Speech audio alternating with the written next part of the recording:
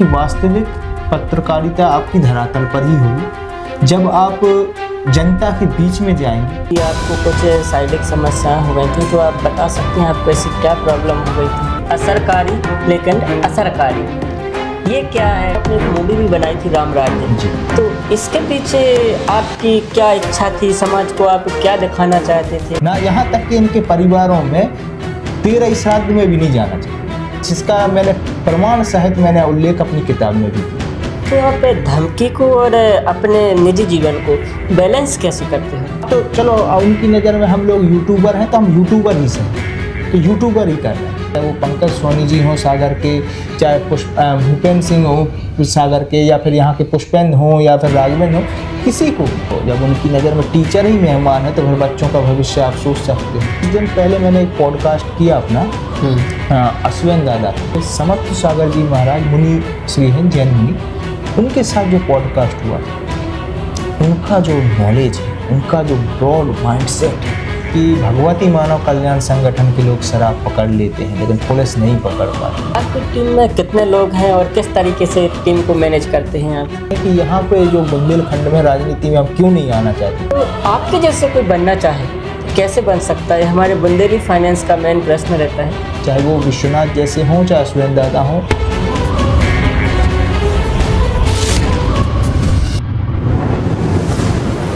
नमस्कार दर्शकों, बुंदेली फाइनेंस में आपका बहुत बहुत स्वागत है।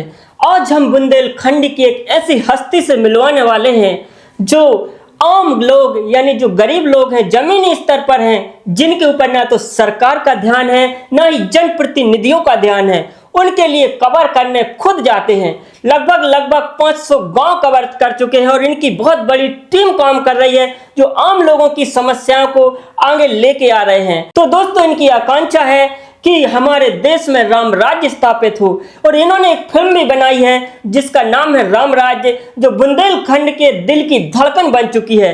तो आइए मिलते हैं इन नामी हस्ती से जिनका नाम है अभिनव मुकुटी राजा। सर, आपका बुंदेली फाइनेंस में बहुत बहुत स्वागत है। धन्यवाद, आपने मुझे समय दिया कि बोलने के लिए। हमेशा कैमरे में दूसरी तरफ रहा हूँ कि प्रश्न किए हैं, इस बार बोलने का अवसर मिल रहा है, उसके लिए धन्यवाद। और बुंदेली फाइनेंस चैनल के लिए आपको बधाई कि आपने एक अच्छी शुरुआत की है दमों की मिट्टी से, तो उसके लिए भी बहुत बहुत बधाई। जी सर, बहुत बहुत धन्यवाद सर। सर, हम आपसे जानना चाहते हैं कि आप बहुत ज़्यादा मेहनत कर रहे हैं आम लोगों के लिए। आप ज़मीनी स्तर पर जाते हैं, आम लोगों की समस्याओं को देखते हैं जी। तो आपके अंदर ये हिम्मत कहाँ से आती है? ये काम जब हमने पढ़ाई की, पत्रकारिता सीखी, तो हमारे जो गुरु हैं डॉक्टर अली महमद खान सर जी और डॉक्टर राकेश शर्मा सर, उन लोगों ने ये सिखाया कि पत्रकारिता बंद कमरे से नहीं होती, पत्रकारिता धरातल पर ही होती है। पत्रकारिता में जब हम पत्रकारिता को सही मायने में करते हैं तो वो विज्ञप्ति कॉपी पेस्ट से पत्रकारिता नहीं होती कि सरकारी विज्ञप्ति आई और उसको हमने लगा दिया, वो पत्रकारिता नहीं है। उनका कहना है कि वास्तविक पत्रकारिता आपकी धरातल पर ही होगी जब आप जनता के बीच में जाएंगी, जनता की समस्याएं सुनेंगी और जनता की समस्या को एज इट इज़ जैसा जनता बता रही है उसको आप शासन प्रशासन तक, जनप्रतिनिधियों तक और अधिकारियों तक पहुंचाएंगे। वो है आपकी पत्रकारिता। केवल ये कि यहाँ रिबन कटा, यहाँ शुभारंभ हुआ, यहाँ शिलान्यास हुआ, माननीय जी आज दमों में रहेंगे, माननीय जी आज दमों आएंगे, इनकी कॉपी पेस्ट करना मेरे हिसाब से पत्रकारिता नहीं है। तो अगर किसी सरकारी योजना चल रही है और उस सरकारी योजना का सही रूपांतरण नहीं हो रहा है, वो बताना मेरे हिसाब से पत्रकारिता है और उसी को करने का प्रयास कर रहे हैं। जी बिल्कुल, बुंदेली फाइनेंस भी यही कर रहा है कि योजनाएं बता रहे हैं कि सरकार की कौन सी योजनाएं चल रही हैं, लेकिन आप ज़मीनी स्तर पर जाके देख रहे हैं। सबसे पहले जब आप इतनी खतरनाक कठिनाई का काम कर रहे हैं और लोगों की सेवा कर रहे हैं, तो आप अपने बारे में बताइए कि आपके परिवार में कौन कौन से लोग हैं, आपकी शिक्षा कहाँ तक हुई है और फिर आप इस पत्रकारिता में आए कैसे? तो आपसे इस बारे में पहले बता दें कि परिवार के बारे में कि मेरे परिवार में मेरे माता पिता, मेरी पत्नी और एक बेटा युवराज है, तो परिवार में यही हैं। छोटा सा परिवार है। और शिक्षा दीक्षा की जो आपने बात की, तो शिक्षा मैंने डॉक्टर हरि सिंह गौर सेंट्रल यूनिवर्सिटी से मैंने एमजे किया। इसके अलावा मैंने पहले बीजे किया था डॉक्टर हरि सिंह गौर सेंट्रल यूनिवर्सिटी से। इसके अलावा मैंने हिंदी में एमए भी किया है, एमएसडब्ल्यू भी किया है, एलएलबी कर रहा था, लेकिन स्वास्थ्य खराब होने की वजह से वो कहीं ना कहीं कंप्लीट नहीं हो पाया। एनिमेशन का कोर्स भी किया है और ह्यूमन राइट्स का भी कोर्स किया है, इसमें भी मैंने मास्टर्स किया है। तो ये सब चीज़ें मेरे शिक्षा में जुड़ी रहीं। साथ ही साथ शुरुआत में मेरी जो पढ़ाई थी तो वो बीसीए थी, तो मैं पहले तो बिल्कुल टेक्निकल फील्ड में था, लेकिन टेक्निकल फील्ड से धीरे धीरे मैं इस फील्ड में आया। और जिसका मैं श्रेय मेरे बड़े भाई कहें या मेरे पारिवारिक सदस्य के रूप में डॉक्टर वेद प्रकाश दुबे को देना चाहूँगा कि अगर उन्होंने मुझे मार्गदर्शित नहीं किया होता, अगर उन्होंने मुझे पत्रकारिता का रास्ता नहीं दिखलाया होता, यहाँ तक कि मैं ये कहूँगा कि अगर हाथ पकड़ के मुझे एडमिशन नहीं कराया होता तो मैं कभी पत्रकार नहीं बन सकता था। तो पत्रकारिता फील्ड में लाने वाले, मुझे पत्रकारिता का रास्ता दिखाने वाले डॉक्टर वेद प्रकाश दुबे, और उन्हीं का पूरा श्रेय है। और मैं यही मानता हूँ एक एहसान है मुझ पर, जीवन पर्यंत वो एहसान रहेगा कि अगर वो ना होते तो मैं इस क्षेत्र में कभी ना होता। बिल्कुल बिल्कुल सर। तो कुछ लोग हमारे जीवन में आते हैं जो हमारे लिए एक नई दिशा निर्देश दे के जाते हैं। जैसे अभी आपने जिक्र किया कि आपको कुछ शारीरिक समस्याएं हो गई थी, तो आप बता सकते हैं आपको ऐसी क्या प्रॉब्लम हो गई थी? दमोह उपचुनाव हुआ था। दमोह उपचुनाव के समय मुझे कोरोना हुआ था 2021 में, जब उपचुनाव के समय। हाँ। तो 49 दिन तक मैं ऑक्सीजन पर था। 49 दिन ऑक्सीजन में रहने के बाद मैं थोड़ा सा ठीक रहा। उसके बाद मुझे पेट की समस्या आई और मुझे पता चला कि मुझे पैनक्रियाज में ब्लॉकेज है। तो पैनक्रियाज में ब्लॉकेज की समस्या रही और उसका 2 बार ऑपरेशन भी मेरा हो चुका है। एक बार नागपुर में, वहाँ भी स्टंट डले, और उसके बाद हैदराबाद में 2 स्टंट और 1 नली डाली गई। लेकिन आज भी मैं कंप्लीटली ठीक नहीं हूँ। कभी भी मुझे पैनक्रियाटिक अटैक आ जाता है। ये भी गारंटी नहीं रहती कि अभी मैं आपके साथ बैठा हूँ तो आधा घंटा बाद मैं कुशल रहूँगा कि नहीं रहूँगा। ये समस्या मुझे आती। और आज अगर आपके सामने मैं बैठा हूँ, ठीक हूँ, तो उसका श्रेय पूर्णतः मेरे पिता को है। लोग कहते हैं कि जीवन माँ देती। मुझे भी एहसान है कि मेरी माँ ने मुझे 1992 में जन्म दिया, लेकिन 2021 में मेरे पिता ने मेरी जान को बचाया। और फिर से कहें कि मेरा दूसरा जन्म, अगर मैं सांसें मेरी चल रही हैं तो मेरे पिता की वजह से चल रही हैं। हर उस दिन वो मेहनत करते हुए नज़र आते हैं मेरे लिए जब भी मैं बीमार होता हूँ, और उनके चेहरे पर चिंता आ जाती है। मैं देख सकता हूँ, समझ पाता हूँ, लेकिन वो जिक्र नहीं करते। लेकिन हर बार वो खड़े रहे। परिवार का जो समय ड्यूरेशन रहा, ऐसा समय मैंने देखा है बीमारी में। जैसे मैंने अपने पिता का जिक्र तो किया है, साथ ही साथ पूरे परिवार का सपोर्ट रहा। 2-3 साल में बिस्तर पे रहा, एक भी पैसे की कमाई नहीं। ठीक है, यहाँ तक कि ऐसी स्थिति थी कि मैं बाहर टॉयलेट करने तक जाने की स्थिति में नहीं रहता था। मैंने वो पॉट में तक पेशाब की, ड्रिप लगी, पॉट में पेशाब की, और उसमें ही मेरा इतनी स्थिति ऐसी रही कि ऐसे निकाला। उस समय मेरी वाइफ ने बहुत सपोर्ट किया। हर घर में पैसे के लिए लड़ाई होती है परिवार, लेकिन विषम परिस्थिति में परिवार का साथ था, वाइफ का साथ बहुत ज़्यादा मिला। कई जगहों पर ये देखते हैं कि आज घरों में लड़ाई हो जाती है पैसे को लेकर, लेकिन कभी मांग नहीं आई, एक रबर बैंड तक के लिए मांग नहीं आई कि आप बीमार हो तो ये चीज़ ला के दो, क्या ये क्यों नहीं आ रहा है। यहाँ पे सपोर्ट था, माँ का सपोर्ट, वाइफ का सपोर्ट। यहाँ तक कि मेरे बच्चे का, छोटा सा बच्चा 2 साल का, मैं अभी भी बाहर जाता हूँ, फील्ड रिपोर्टिंग पे जाता हूँ, वो पूछता है कहाँ गए कुम्हारी, कहाँ है कुम्हारी, क्या है कुम्हारी, बीना, बीना जो बीना का है।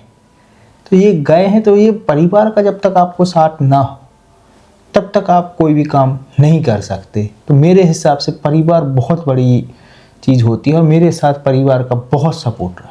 बार मेरी पत्नी, मेरे माँ, मेरे पिता हर बार वहाँ तक खड़े रहे। 6 दिन तक जब भी पैनक्रियाटिक अटैक आता है 6 दिन तक मुझे ड्रिप लगती है। मैं ना खाना खाता हूँ ना पानी पीता हूँ, जैसा कि डॉक्टर्स ने बताया कि मुझे पानी तक नहीं पीने दी, मुँह से कुछ नहीं जाएगा। तो सिर्फ ड्रिप जाती हैं, लगभग 30 से 36 बोतलें 6 दिन तक लगती हैं। इतनी भयंकर। और उसी से पोषण खाना भोजन से जो है शरीर में जाता है, और यही प्रक्रिया रहती है। और ऐसा लगभग 4 साल से मेरे साथ चल रहा है। कभी भी आ जाता है, कभी मैं सागर में अकेला हूँ, ड्राइव कर रहा हूँ और मुझे पैनक्रियास का अटैक आ जाता है। मैं एलएलबी का पेपर दे रहा था, एग्ज़ाम देते हुए मुझे पैनक्रियाटिक अटैक आया, आधा पेपर छोड़ के मुझे निकलना पड़ा, और उसके बाद वो एलएलबी छूट गई। तो ये बीमारी है, बीमारी अपनी जगह है, लेकिन बीमारी में लोग सहानुभूति दे सकते हैं, आपको नाम नहीं मिल सकता, तो काम तो करना पड़ेगा। लेकिन सर आप कैसे मैनेज कर पाते हो खुद के लिए इतना मानसिक तौर से, क्योंकि बीमारी में तो व्यक्ति वैसे ही टूट जाता है, फिर आप इतने बड़े लेवल पे पत्रकारिता ग्राउंड रिपोर्टिंग कर पाते हो, इतना साहस लाते कैसे हो आप? आपको मैं एक और बीमारी के बारे में बताना भूल गया, मुझे तीसरी एक और बीमारी कि कोरोना के पैनक्रियास का एवियन की प्रॉब्लम भी है। एवियन यानी कि जो कमर की हड्डी है और नस है, वो नस दबी हुई है पीठ की। तो दोनों ही जो बॉल्स हैं कमर के यहाँ की, वो उन्होंने बताया कि ब्लड सर्कुलेशन, डॉक्टर ने बताया कि सर्कुलेशन नहीं हुआ है, तो दोनों ही घुर गई हैं, अपन बुंदेली में बोले तो घिस गई हैं। तो उस वजह से प्रॉपर वो भी वर्क नहीं करती, तो चलने में भी कठिनाई आती है, तो वो चलने में भी समस्या आती है। लेकिन करने के लिए अब क्या है कि डॉक्टर ने मुझे ये बोल दिया था हैदराबाद में कि जब तक आपका ऑपरेशन इसका कमर का नहीं होगा, आप कभी भी प्रॉपर चल नहीं सकते।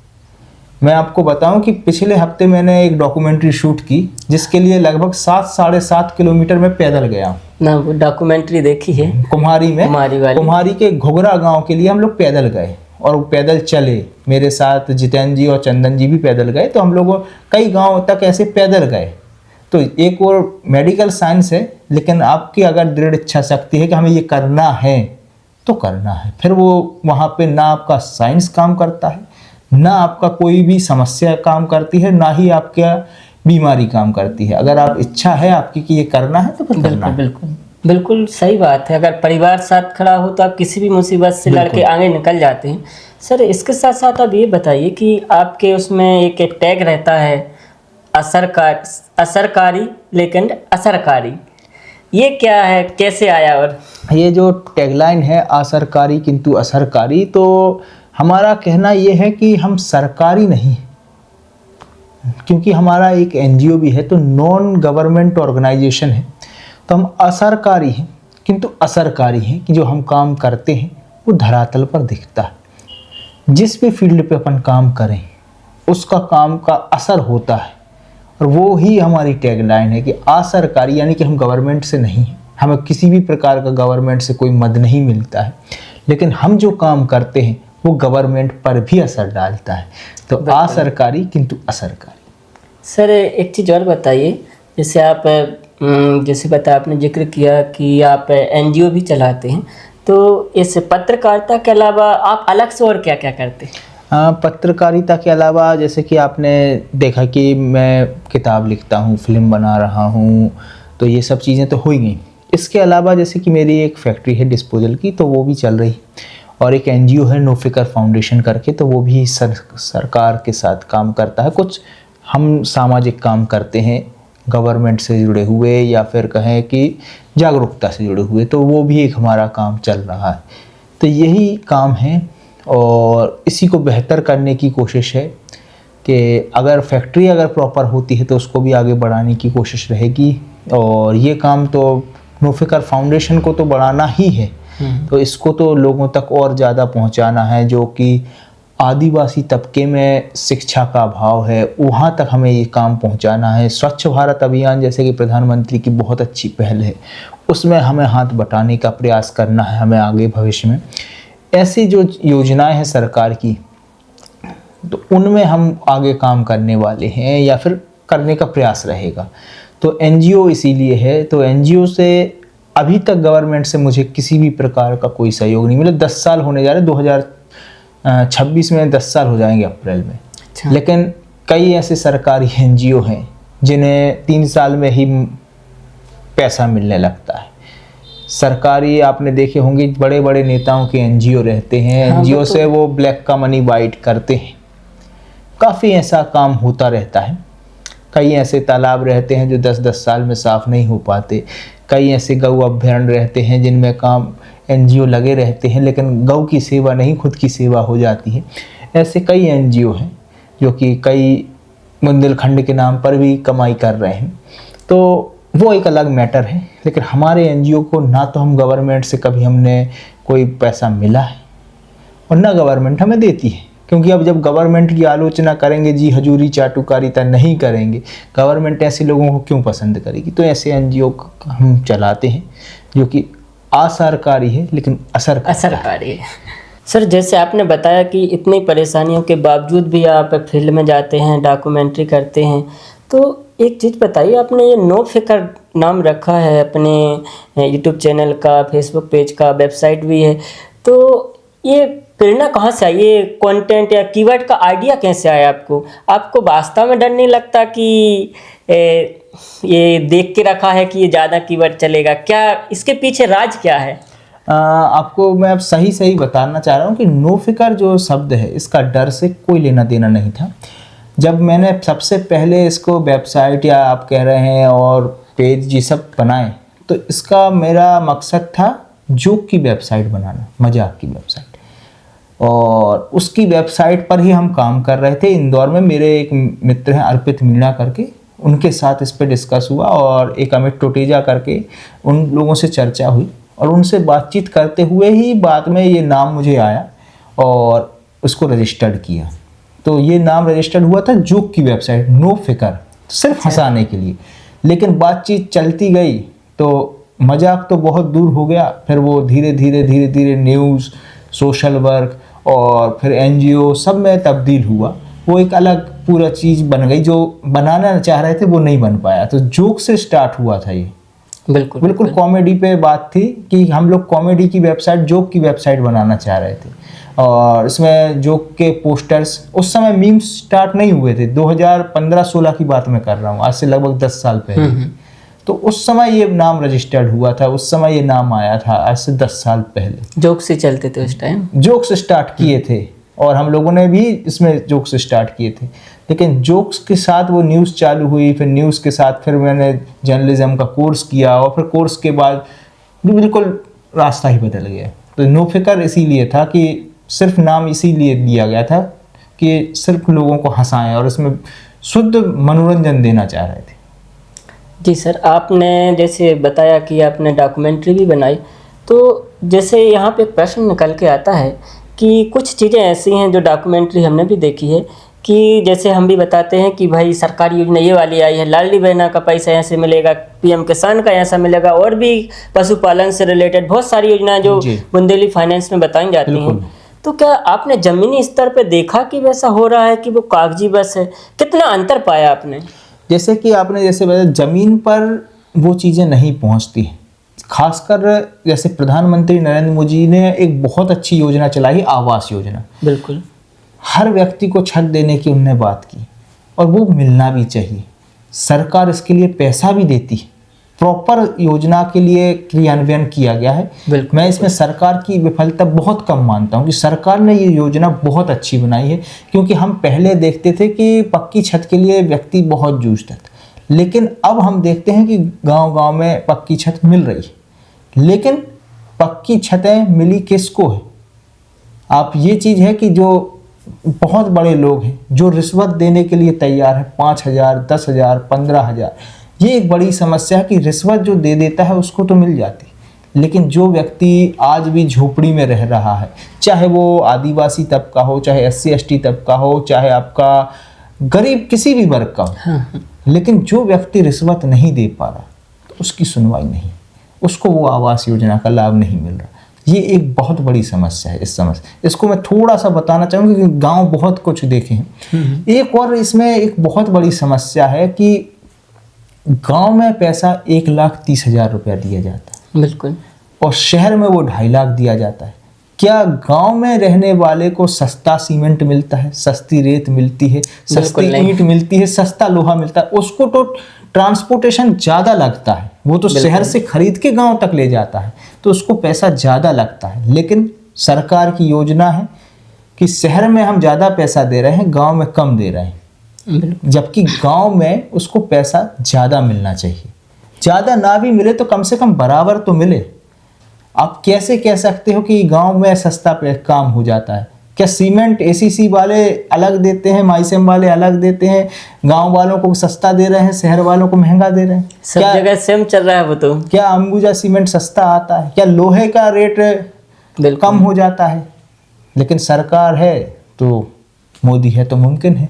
तो इसके अलावा एक और समस्या है गांव में शौचालय की। बहुत अच्छी योजना थी कि अभी भी चल रही कि लोगों को खुले में शौच बंद करा के उनको शौचालय दिया जाए। लेकिन सबसे वहाँ पे ड्रॉबैक ये है कि वहाँ पे पानी ही नहीं पहुँचता। जो व्यक्ति गांव में 2 कुप्पा भर के अपना गुजारा कर रहा है, वो फ्लश कहाँ से करेगा? वो पानी कैसे डालेगा?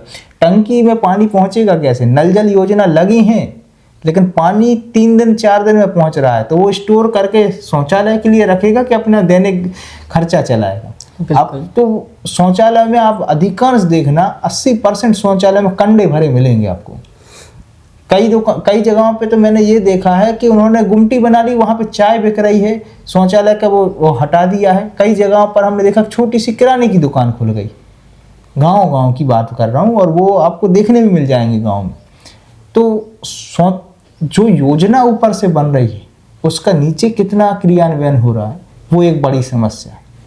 तीसरी शासकीय योजना जो कि लाडली बहना है, लाडली बहना में महिलाओं को पैसा मिल रहा है। मिलना चाहिए नहीं मिलना चाहिए वो एक अलग मैटर है, लेकिन विकलांग पेंशन 600 रुपया है, वृद्धा पेंशन 600 रुपया है। ये एक प्रश्न है कि जो विकलांग है, जो चल नहीं पा रहा है, जो कमाने के लिए असमर्थ है, उसको आप 600 दे रहे हो, और वोट बैंक के लिए उनको आप ज़्यादा दे रहे हो, 1200, 1500 रुपये दे रहे हो। ये कहाँ तक जायज़ है? इसके अलावा दूसरी बात है कि जो व्यक्ति विधवा है या फिर 60 साल से ऊपर है, उसको आप पैसा दे रहे हो 600 रुपया, और यहाँ पे 1250 से 1500। क्या वो बहनें नहीं? क्या वो इसमें भी या फिर वो लाडली नहीं?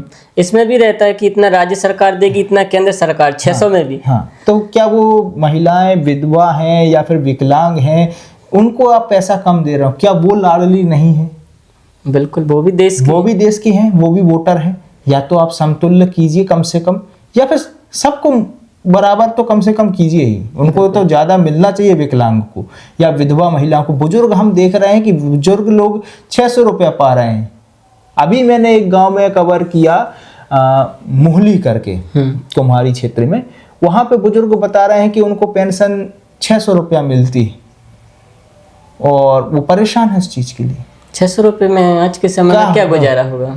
आज पेंशन, विधायकों की पेंशन आप एक बार देखिए ना, उनकी पेंशन कितना मिलती है। एक बार आप किसी मंत्री का निवास देखिए, उसको आवास क्या, उसका निवास क्या 1,30,000 में कंप्लीट हो सकता है? क्या एक पेंशन उनकी भी तो 600 ही कीजिए ना। बिल्कुल, विधायकों की, तब आप कहेंगे कि सबका साथ सबका विकास। अब सबसे बड़ी एक और चौथी विफलता बता के फिर हम आपके किसानों की समस्या है। किसान को ना तो खाद समय पे मिलता है, ना उसको बीज समय पे मिलता है, ना तो लाइट समय पे मिलती है, और ना ही उसका समय पर माल बिकता है। मंडी जाता है तो उसको मुद्दत काटी जाती है, 3-3 दिन तक उसको अपनी फसल लेके सोना पड़ता है। किसान खाद के लिए लाइन में लगा रहता है। आपने आज तक खाद की लाइन में किसी भी नेता को लगे देखा है? ना तो कांग्रेस का, ना बीजेपी का, ना सत्ता पक्ष ना विपक्ष, कोई नहीं लगता है। कभी भी उनने आपको लाइन में लगे नहीं देखेंगे कि वो किसानों की तरह लाइन में लगे हुए हैं, वो मंडी में अपना माल बेचने के लिए परेशान हो रहे हैं। कभी भी आपने उनको नहीं देखा होगा कि वो आज लाइन में लग के अपना माल बेचने के लिए वहाँ पे मुद्दत कटवा रहे हैं। कोई नेता नहीं जाता। वो फोटो खिंचवाते हैं कि हम किसान पुत्र हैं, कोई हार्वेस्टर चलाते हुए, कोई ट्रैक्टर चलाते हुए। नेता किसान पुत्र बन जाते, लेकिन किसान नहीं बनते। किसान वो होता है जो रात में, आपने देखा होगा कि रात में वो पानी डालने जाता है। मैं किसान नहीं हूँ, मैं स्पष्ट बता रहा हूँ, मैं किसान नहीं हूँ, ना मेरी खेती। लेकिन हमने किसानों के बीच में गए हैं तो उनकी समस्या देखी है, इसलिए वो बता रहा हूँ कि वो रात में अपने पानी देने के लिए समस्या रहती है। ठंड में जब हम लोग कॉफ़ी चाय पीते हैं या बिस्तर में पल्ली में लुके रहते हैं, तब वो रात में उनको लाइट दी जाती है, तो उस समय वो लाइट के लिए काम करने जाते हैं। उनको एक और समस्या हम देखते हैं कि गर्मी में वो अपनी फसल काटने जा रहे हैं। क्या कभी नेताओं को आपने देखा है कि फसल काटने? हेमा मालिनी गई थी फसल काटने की, फोटो डली थी, गेहूं लिए थी, फोटो बस खींचती है। अब आज माननीय मुख्यमंत्री साहब कह रहे हैं कि हम गुड़ का क्लस्टर लगाएंगे, गुड़ की खेती कराएंगे। आपने गुड़ की खेती कभी सुनी है बात?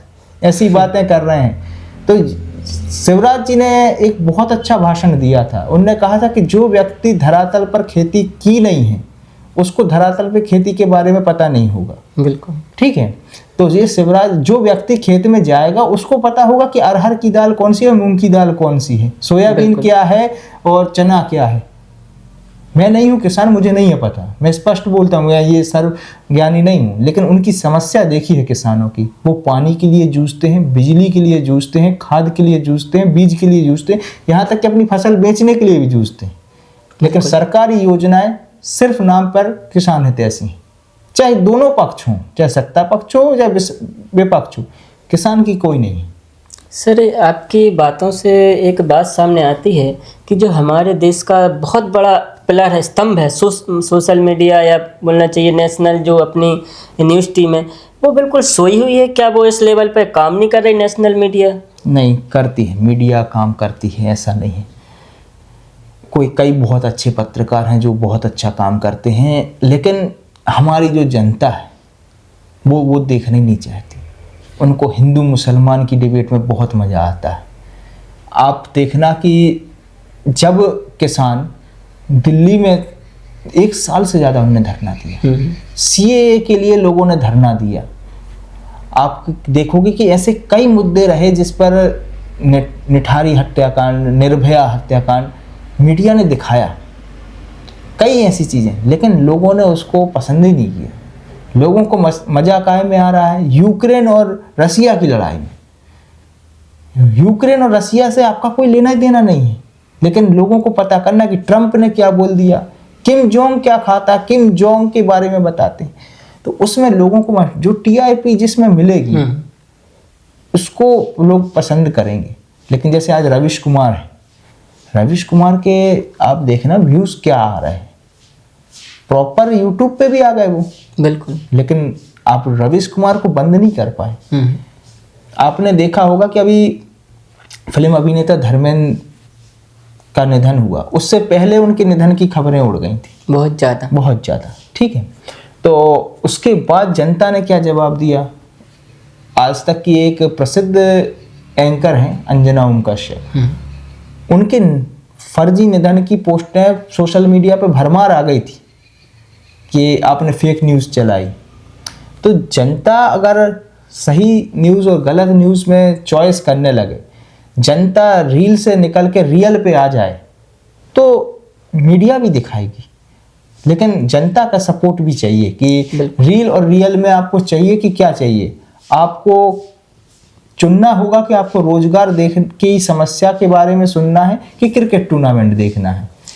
अगर आपको भागवत भंडारों की न्यूज़ों में मज़ा आ रहा है तो वो मेहनत करके गांव-गांव तक जाएगा क्यों? बिल्कुल। अब हम आपको क्षेत्रीय कुछ पत्रकारों की बात बता रहे हैं कि क्षेत्रीय भी कई पत्रकार बहुत अच्छा काम कर रहे हैं। राघवेंद्र राठौर करके है, भगवती मानव कल्याण संगठन के शराब मुक्ति की न्यूज़ है, अच्छे व्यूज़ आते हैं, प्रॉपरली शराब के खिलाफ, शराब अवैध शराब विक्रय के खिलाफ न्यूज़ लगाते हैं, बाकायदा नाम भी हो रहा है। आपके सागर में अतुल तिवारी करके दैनिक भास्कर के पत्रकार हैं, अभी उनको पुरस्कार भी मिला, बढ़िया पत्रकारिता करते हैं, ग्राउंड लेवल पे ऐसी खोजबीन की पत्रकारिता करते हैं कि पढ़ के आपको समाचार पत्र में क्या लगेगा कि हाँ ये व्यक्ति ने पत्रकारिता की या लिखा है, तो मन मज़ा आ जाता है पढ़ के कि हाँ ये कुछ लिखा है। या फिर आपके सागर में एक भूपेंद्र पटेल करके हैं, रिपब्लिक न्यूज़ वाले, अच्छी न्यूज़ लगाते हैं, आपको लगेगा कि हाँ बड़ी तरीके से इन्होंने बैंड बजाई। और एक पंकज सोनी करके हैं, पंकज सोनी जी ग्राउंड जीरो नाम से उनका चैनल चलता है, उनकी न्यूज़ आप देखोगे तो उन्होंने सागर तालाब के ऊपर जो तरीके से उन्होंने न्यूज़ बनाई है, बहुत बढ़िया न्यूज़, इनकी देखने में मज़ा आता है। तो अगर आप ऐसे लोगों को सपोर्ट करोगे तो ये भी आगे बढ़ेंगे या उनका मनोबल बढ़ेगा, लेकिन हम वो देखना ही नहीं पसंद करते। बिल्कुल बिल्कुल। हम उनके व्यूज़ आप देखना, और ऐसी जो फूहड़ न्यूज़ें चलाते हैं कि कोई गाना दिखा रहा है, कोई रील दिखा रहा है, कोई कुछ दिखा रहा है, उन चीज़ों पे ज़्यादा मिलियंस में व्यू आते हैं और वो चीज़ें पसंद की जाती हैं। अब जैसे कि एक इंटरव्यू हुआ था प्रधानमंत्री जी का कि आप आम काट के खाते हो कि चूस के खाते हो, ये कोई क्वेश्चन थोड़ी है। बिल्कुल। आपको उनसे जीडीपी का प्रश्न करना चाहिए, किसानों का प्रश्न करना चाहिए, रोजगार के आंकड़ों पर, नोटबंदी के ऊपर आपको प्रश्न उन पर होने चाहिए, पुलवामा पे अटैक क्यों हुआ इस पे प्रश्न होना चाहिए। ये सब चीज़ें ज़्यादा ज़रूरी था। आम तो अपनी स्वेच्छा है कि कैसे खाना है, भाई कोई काट के खाता है, हम भाई छिलका से खाते, सही रहा, हमें पसंद है तो ऐसे, तो उससे कोई किसी के जीवन में कोई बदलाव थोड़ी आएगा कि क्या है। और नेता तो जनता के लिए बात करेंगे, अपने लिए थोड़ी बात करेंगे। और नेता को तो बताना ये चाहिए कि आपने किया क्या है। बिल्कुल। आप क्या खाते हो, क्या पीते हो, वो आपकी जीवन की इच्छा है। सर आपने जो जैसे बता रहे हो तो आपके अंदर का जो हम दर्द समझ पा रहे हैं कि समाज के लिए, जनता के लिए, इसी को देखते हुए आपने एक मूवी भी बनाई थी राम राज्य जी। तो इसके पीछे आपकी क्या इच्छा थी, समाज को आप क्या दिखाना चाहते थे? हालांकि दर्शकों ने हमारे मूवी भी देखी है और काफ़ी पसंद की गई है बुंदेलखंड में आपकी मूवी। उस पर भी मैं एक बात बताना चाहता हूँ कि ये मूवी तब बनाई थी और इसका प्लॉट मेरे माइंड में तब आया था जब मैं हैदराबाद से ऑपरेशन करा के आया था। तो हैदराबाद से ऑपरेशन करा के आके बिस्तर पे था, 2-3 महीने बिस्तर पे रहा। उस समय बिस्तर पर ही लेटे लेटे मैंने ये फिल्म लिखी, ये उस समय ही मैंने ये लिखी, उसका पूरा प्लॉट उसी समय तो तैयार किया, उसकी स्क्रिप्ट मैंने बिस्तर पे ही लिखी। और फिल्म बनाने का मकसद ये था कि जो समस्याएं थीं, जो वर्तमान परिप्रेक्ष्य में समस्याएं हैं, चाहे वो आपका EWS बनवाने में रिश्वत लगती हो यानी कि जनरल कैटेगरी को, चाहे आज भी SC ST तबके के घरों में जाकर नेता खाना खाने के समय फ़ोटो खिंचवाते हैं वो समस्या हो, चाहे दल बदल की समस्या हो, चाहे लड़कियों को सड़कों पर छेड़ने की समस्या हो, या फिर आपके समय पे आपको देखें कि SC ST तबके के आज भी कई ऐसे लोग हैं जिनको माने घोड़े पर नहीं बैठने दिया जाता। हाँ। शादी में, बारात में, तो वो सब समस्याएं दिखाने का हमने प्रयास किया।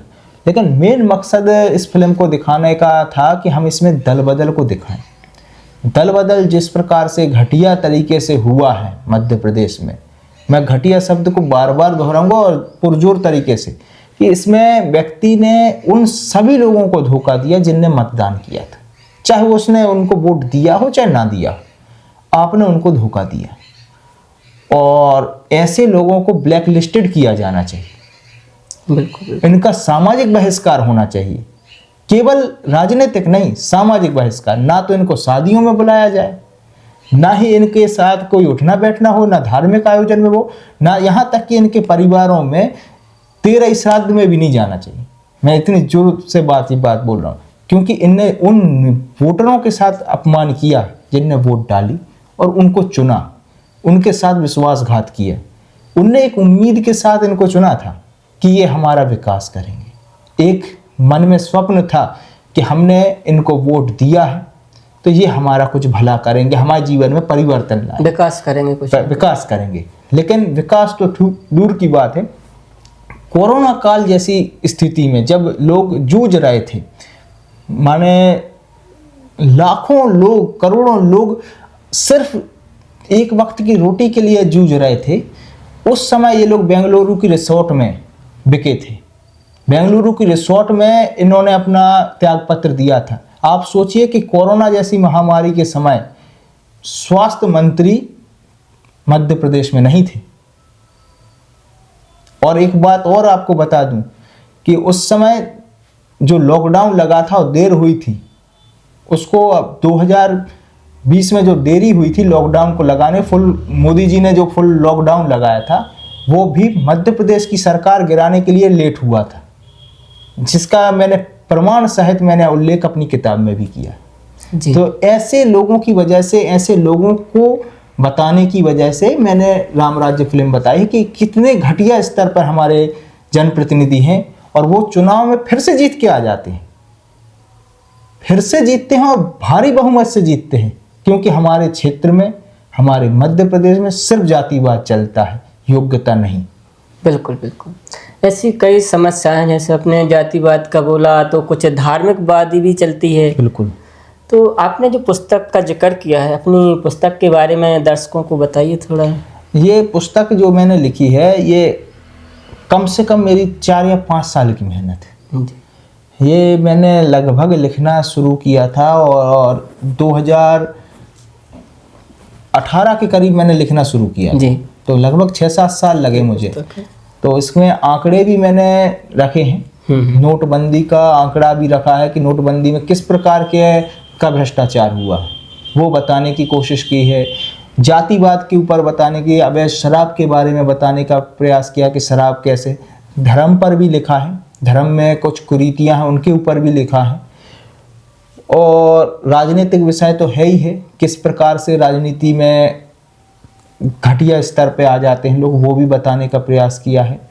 तो सबका समावेश करने की कोशिश की है, कि एक कोशिश की है कि लोगों को पढ़ने के बाद शायद 1% व्यक्ति भी उससे अगर जागरूक होता है या उसको सही दिशा मिलती है, तो वो कोशिश की है कि वो चाटुकार की जगह पे अपने विवेक से काम करने लगे, चापलूसी बंद करके स्वयं की, जब भगवान ने आपको बना दिया, हो गई गलती, अब अगर भगवान ने जन्म दे दिया इंसान का, तो आप अपने विवेक का इस्तेमाल करें और अपने लिए काम करें। तो उसी के लिए ये किताब लिखी गई। बिल्कुल बिल्कुल।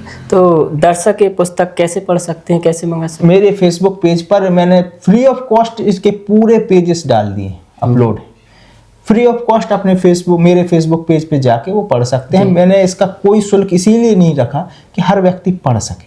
बिल्कुल बिल्कुल। सर, आप बता रहे हो कि शारीरिक रूप से आप परेशान थे, ऊपर से धमकियाँ आती हैं, यानी मानसिक प्रताड़ना दी जाती है, तो आप धमकी को और अपने निजी जीवन को बैलेंस कैसे करते हो? ये बैलेंस परिवार का बहुत बड़ा सपोर्ट है, परिवार का बहुत ज़्यादा सपोर्ट है, खुल के सपोर्ट है। मेरे पिता, मेरी माँ, मेरी वाइफ सपोर्ट पे रहते कि आपको जो करना है करो, आपको जैसा आपको उचित लग रहा है उसको करो। मेरी विचारधारा यही है कि हम अपना काम कर रहे हैं और लगातार करते रहेंगे। अगर ईश्वर ने चाहा कि मेरे पैर चलते रहें तो फील्ड रिपोर्टिंग करेंगे, फील्ड पैर नहीं चलेंगे तो घर में बैठ के किताब लिखेंगे, बिल्कुल, और फिल्में लिखेंगे, किसी ना किसी तरीके से आवाज़ जरूर उठाएंगे। सर, आप इतना अच्छा काम कर रहे हैं, पूरा बुंदेलखंड जो सत्य के साथ चलता है वो तो आपके साथ है ही, और सुनने में मिला था आपको कोई प्राइज़ भी मिला है, उसके बारे में बताइए। हाँ, प्राइज़ मिला है, और पुरस्कार जो पहले मिला था उसके बारे में, ये पुरस्कार मेरी किताब की वजह से था, अभी कुछ दिन पहले मिला, तो वो उसी के लिए था। और पहले एक पुरस्कार मुझे पढ़ाई के लिए मिला था, गोल्ड मेडल मिला था। अच्छा। तो वो डॉक्टर हरि सिंह गौर सेंट्रल यूनिवर्सिटी के मेरी शिक्षा की वजह से मिला। पुरस्कार कई मिले हैं। इससे पहले जब मैंने रायपुर में, मैंने वहाँ पे पत्रकारिताओं का समागम था, तो वहाँ पे डिबेट से लेके एक्सटेम्पोर भाषण, और वहाँ पे तीसरा मुझे वहाँ पे जो रिसर्च वर्क था कि किसी टॉपिक पर लिख कर दीजिए, तो इन तीनों के लिए मुझे पुरस्कार फर्स्ट प्राइज़ मिला था। तो ऐसे पुरस्कार भगवान की कृपा से मिलते रहते हैं, मिलते रहते हैं, नहीं मिले हैं। लेकिन ये चीज़ जो अभी मिली मुझे, ये एक बहुत, माने लगभग 4 साल के सूखे के बाद मिली। तो क्या होता है कि काफ़ी दिन तक कुछ ना मिले, अपन भूखे हों, क्या अब तो उम्मीद ही ख़त्म हो गई थी कि यार शरीर ही टूट गया तो क्या, लेकिन फिर से उसके बाद एक नई एनर्जी नहीं मिली, तो ज्ञानोदय पुरस्कार मिला और बहुत अच्छा लगा वो। और ये एक फिर से कमबैक के लिए कि हाँ, अगर आप फिर से अब वापस आ रहे हो तो लोग भी आपको हाथों हाथ ले रहे हैं, तो ये एक चीज़ बहुत अच्छी लगी। एनर्जी मिलती है, एनर्जी मिलती है कि अगर आपको कोई प्रोत्साहित करे, तो अगर कुछ पुरस्कार मिले तो प्रोत्साहन मिलता है। तो अच्छा लगा। सर, आपकी बातों से लग रहा है कि बुंदेलखंड में पत्रकारिता करना आसान नहीं है। नहीं, एक पुष्पेंद्र हैं जवेरा की, उनके साथ आपने देखा होगा वीडियो वायरल हुआ था, चप्पल मार रही थी। उनके साथ पॉडकास्ट भी शूट हुआ है। हाँ, तो वो जैसे एक व्यक्ति हैं। राघवेंद्र राठौर का मामला है। ऐसे कई आदमी हैं जो पत्रकारिता को कर रहे हैं या लोगों के लिए आवाज़ बुलंद कर रहे हैं। इनको कोई मंत्री हैं तो वो इनको फेसबुक या यूट्यूबर बोल देते हैं, लेकिन ठीक है, उनकी मानसिकता जो भी है ठीक है, लेकिन वो धरातल पर तो जा रहे हैं, काम तो कर रहे हैं। उनको कोई पे नहीं करता इसके लिए कि आप पेट्रोल उनको मिल रहा हो या फिर वो पेट्रोल के अलावा जो अपने संसाधन यूज़ करते हैं, वहाँ जाने में जो खाना खाते हैं, ये इसके लिए कोई पे नहीं करता। खुद के पैसे से खर्च करके वो जा रहे हैं। जो काम सरकार को करना चाहिए वो काम वो कर रहे हैं या विपक्ष कर रहा है, को विपक्ष को करना चाहिए। कांग्रेस के नेता जो काम करना चाहिए वो काम पत्रकार नहीं। आप तो चलो उनकी नज़र में हम लोग यूट्यूबर हैं तो हम यूट्यूबर ही सही, तो यूट्यूबर ही कर रहे हैं। हम तो मानक डिग्री प्राप्त हैं और उसके बाद भी वो अगर यूट्यूबर मानते हैं तो यूट्यूबर ही सही। यूट्यूबर आप तो जो कहना वो कहो, आपकी जैसी परवरिश है, आपकी जैसी शिक्षा, आपको जो मानना सो मानो, ठीक है, लेकिन कर तो रहे हैं। कांग्रेस 5 साल तक घर से नहीं निकलती, बिल्कुल। 5 साल बाद वो हार जाते हैं और कहते हैं कि ईवीएम खराब है। भाई साहब, आपको विरोध करना चाहिए धरातल पर आके। आप सोचो कि राघवेंद्र के लिए कितने कांग्रेसियों ने आवाज़ बुलंद की? किसी ने नहीं की। कितने कांग्रेसियों ने पुष्पेंद्र जी की आवाज़ की? नहीं की। यहाँ तक कि मैं तो इतनी बड़ी बात कर रहा हूँ कि सागर क्षेत्र में अंशुल परिहार कांग्रेस के नेता है, प्रदेश लेवल पर पद है उनके पास। सागर जिले में वो जेल गए, 100 दिन से ज़्यादा जेल में रहे। कांग्रेसियों ने उनके सपोर्ट में आवाज़, एक पोस्ट नहीं डाली, उनके लिए आवाज़ बुलंद नहीं की, जबकि वो खुद कांग्रेसी। तो आप समझ सकते हो कि विपक्ष कितने स्तर पर नीचे चला गया है। तो विपक्ष की भूमिका भी पत्रकारों को अदा करनी पड़ रही है। खुद का काम तो कर ही रहे हैं, और जो रजिस्टर्ड पत्रकार हैं, अधिमान्य पत्रकार हैं, या फिर जो बड़े बड़े ब्रांड के साथ हैं, वो खुल के इसलिए नहीं कर पाते कि अधिमान्यता समाप्त ना हो जाए। डर है, सरकारी विज्ञापन नहीं मिलेंगे, सरकारी हमें फ़ायदा नहीं मिलेगा। यहाँ तक कि विधायक जी, सांसद जी के यहाँ पे कि अगर प्रेस वार्ता होगी तो हमें समोसा नहीं मिलेगा। इतने तक के लिए वो सोचते हैं कि हमें समोसा तक की कमी ना हो जाए। तो वो चीज़ कहाँ तक आप सोच सकते हो कि वो कैसे करेंगे? जो माननीय जी के पाँव में गिर रहे, चरण वंदना कर रहे, वो कैसे उनके खिलाफ लिखेंगे? आप सोचो। तो दोनों को कंपेयर करना पड़ेगा लोगों को, कि जो व्यक्ति विधायक सांसद के साथ लेके क्रिकेट टूर्नामेंट करा रहा है, कार्यक्रम करा रहा है, गायन के कार्यक्रम या आयोजन करा रहा है, वो कैसे उनका विरोध करेगा? जो व्यक्ति धरातल पर जाके विरोध कर रहा है, जो सच्चाई दिखा रहा है, एक बार उसको सपोर्ट करके तो देखो। बिल्कुल।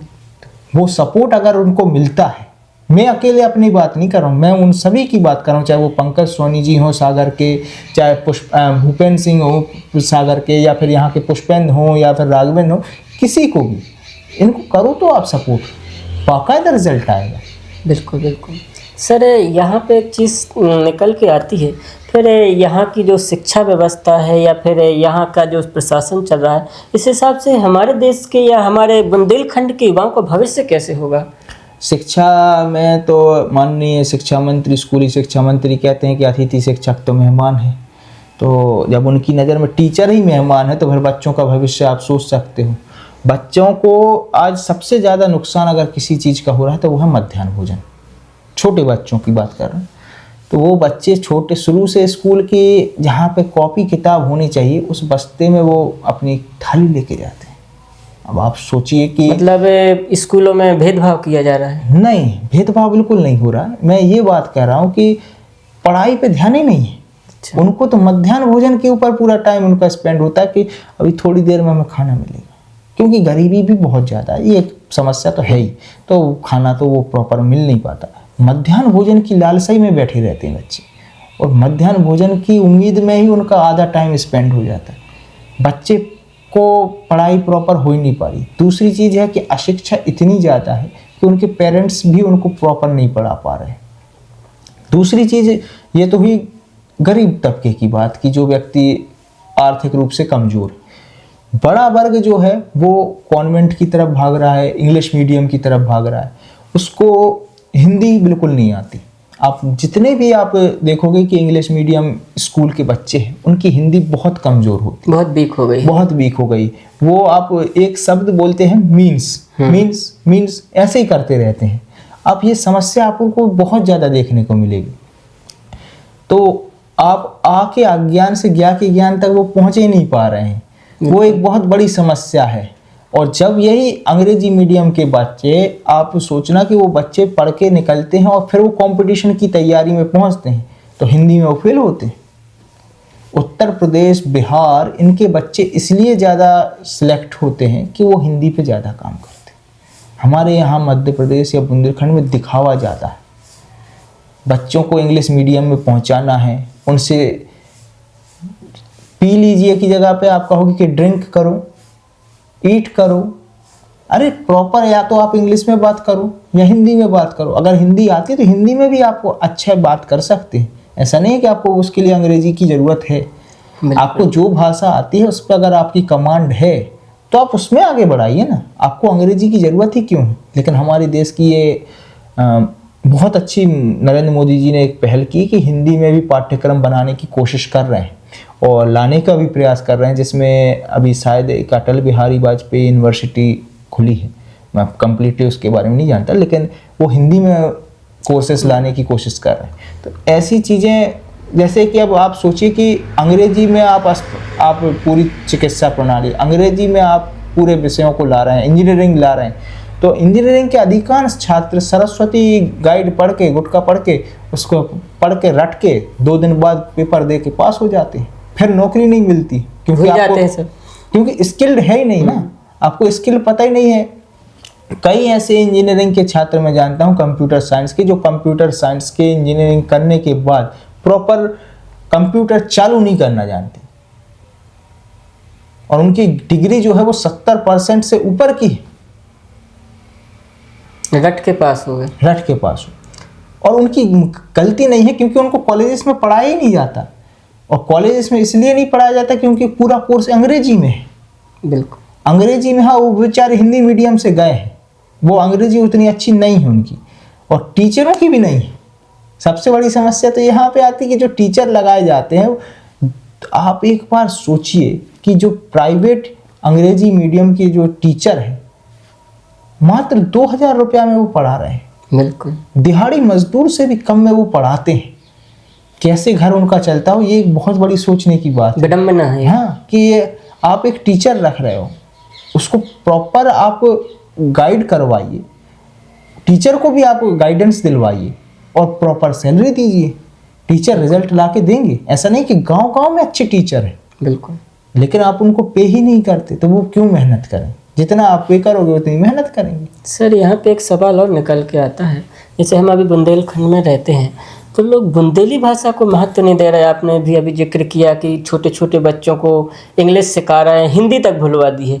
तो अपनी संस्कृति जो है बुंदेली भाषा है, यदि इसका एक गाना बन जाए फिल्मी लाइन में तो वो हिट जाता है, सुपर डुपर हिट जाता है। तो इसको महत्व नहीं दिया जा रहा, इसके विषय में क्या कहना चाहेंगे आप? आपको हमने अभी जैसे एक जिक्र किया था धर्मेंद्र जी की मौत का, तो जो व्यक्ति आज हमारे बुंदेलखंड में एक बहुत बड़ी चीज़ है कि कोई भी चीज़ हमें मिल जाती है देखने तो उसकी भीड़ चाल हम चलने लगते हैं। ठीक है, अभी आपने पिछले 7-10 दिन पहले देखा होगा कि अक्षय खन्ना की एक मूवी आई धुरंधर, अक्षय खन्ना का एक गाना आया, उसका मीनिंग किसी को नहीं है पता, लेकिन सबकी रीलें आपको देखने मिल जाएंगी।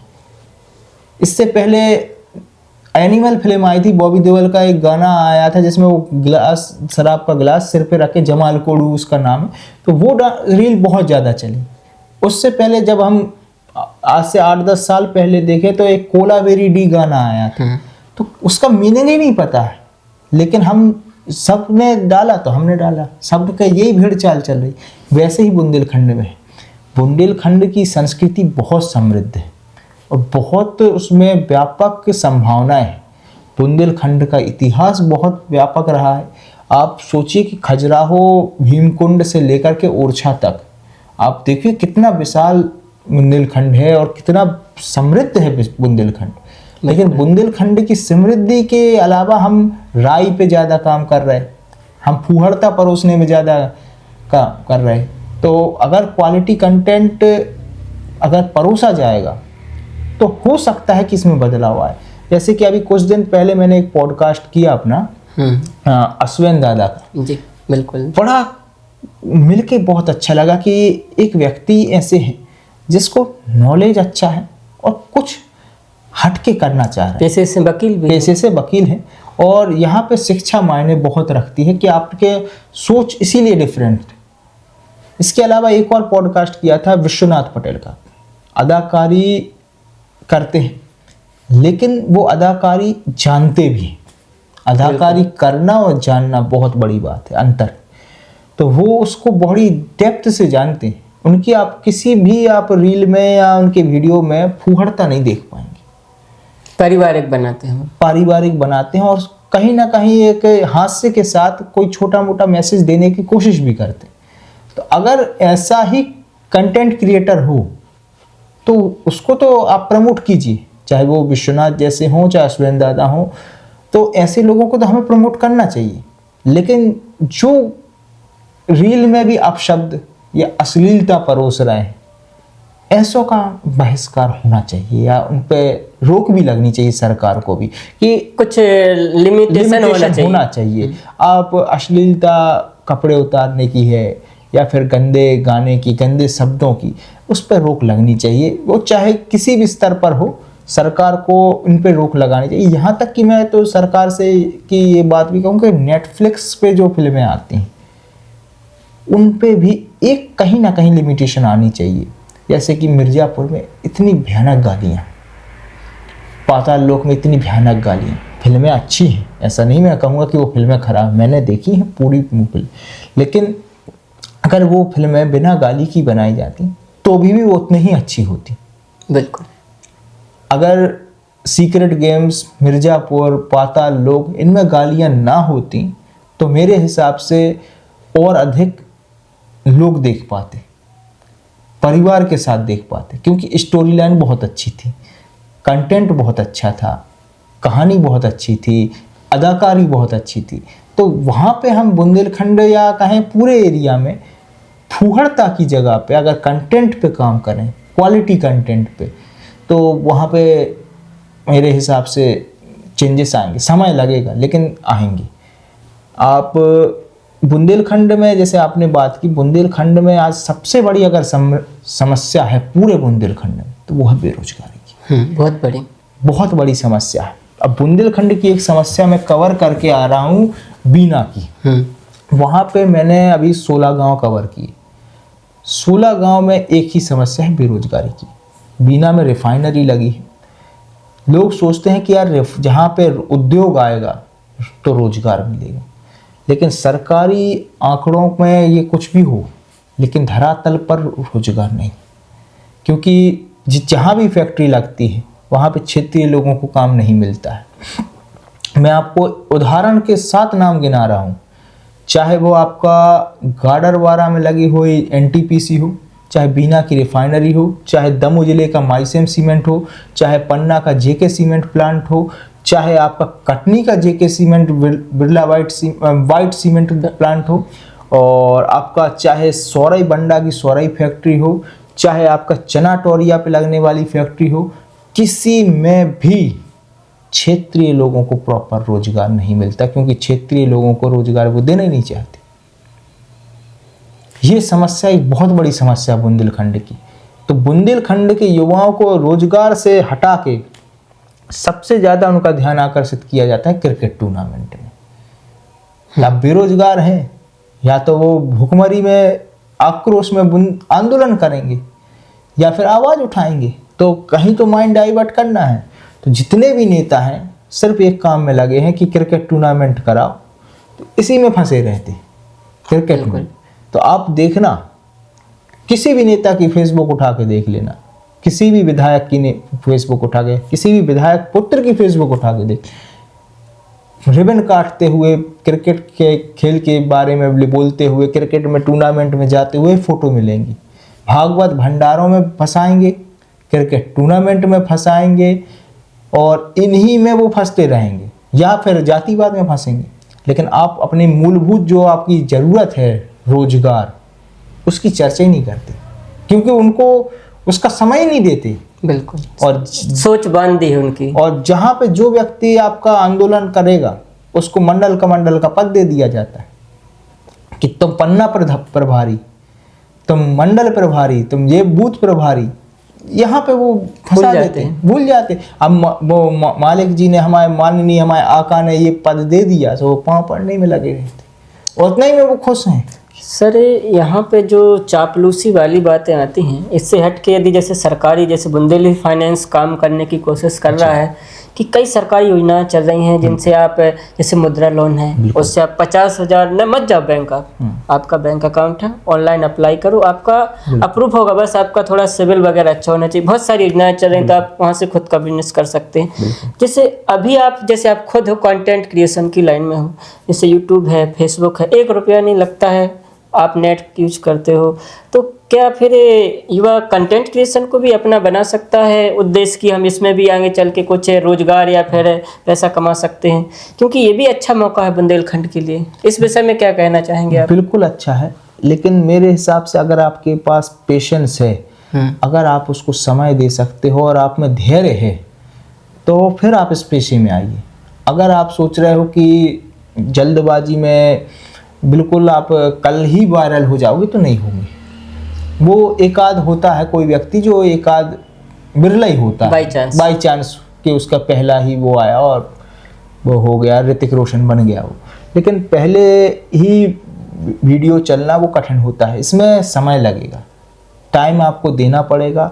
और अगर आप इसमें फील्ड में आ रहे हैं, तो आपको डेली आपको अपने आप को अपडेट करना पड़ेगा। अगर आप ये सोच के चल रहे हैं कि हम ये काम कर रहे हैं और हम तो सब कुछ सीख गए, तो वहीं खेल ख़त्म हो गया। आपको डेली सीखना पड़ेगा, डेली आपको कहीं ना कहीं अपने से बेहतर लोगों से उनके वीडियो देखने पड़ेंगे, और उनका जो आपको पॉजिटिव अप्रोच लग रहा है या उनका कोई भी चीज़ आपको अच्छी लग रही है, उसको आपको लेना पड़ेगा। जैसे हम आज भी जैसे इंटरव्यू लेते हैं, तो इंटरव्यू में के पहले हम कई इंटरव्यू शुभांकर मिश्रा के देखते हैं, सौरभ द्विवेदी जी के देखते हैं, हमें अच्छा लगता है।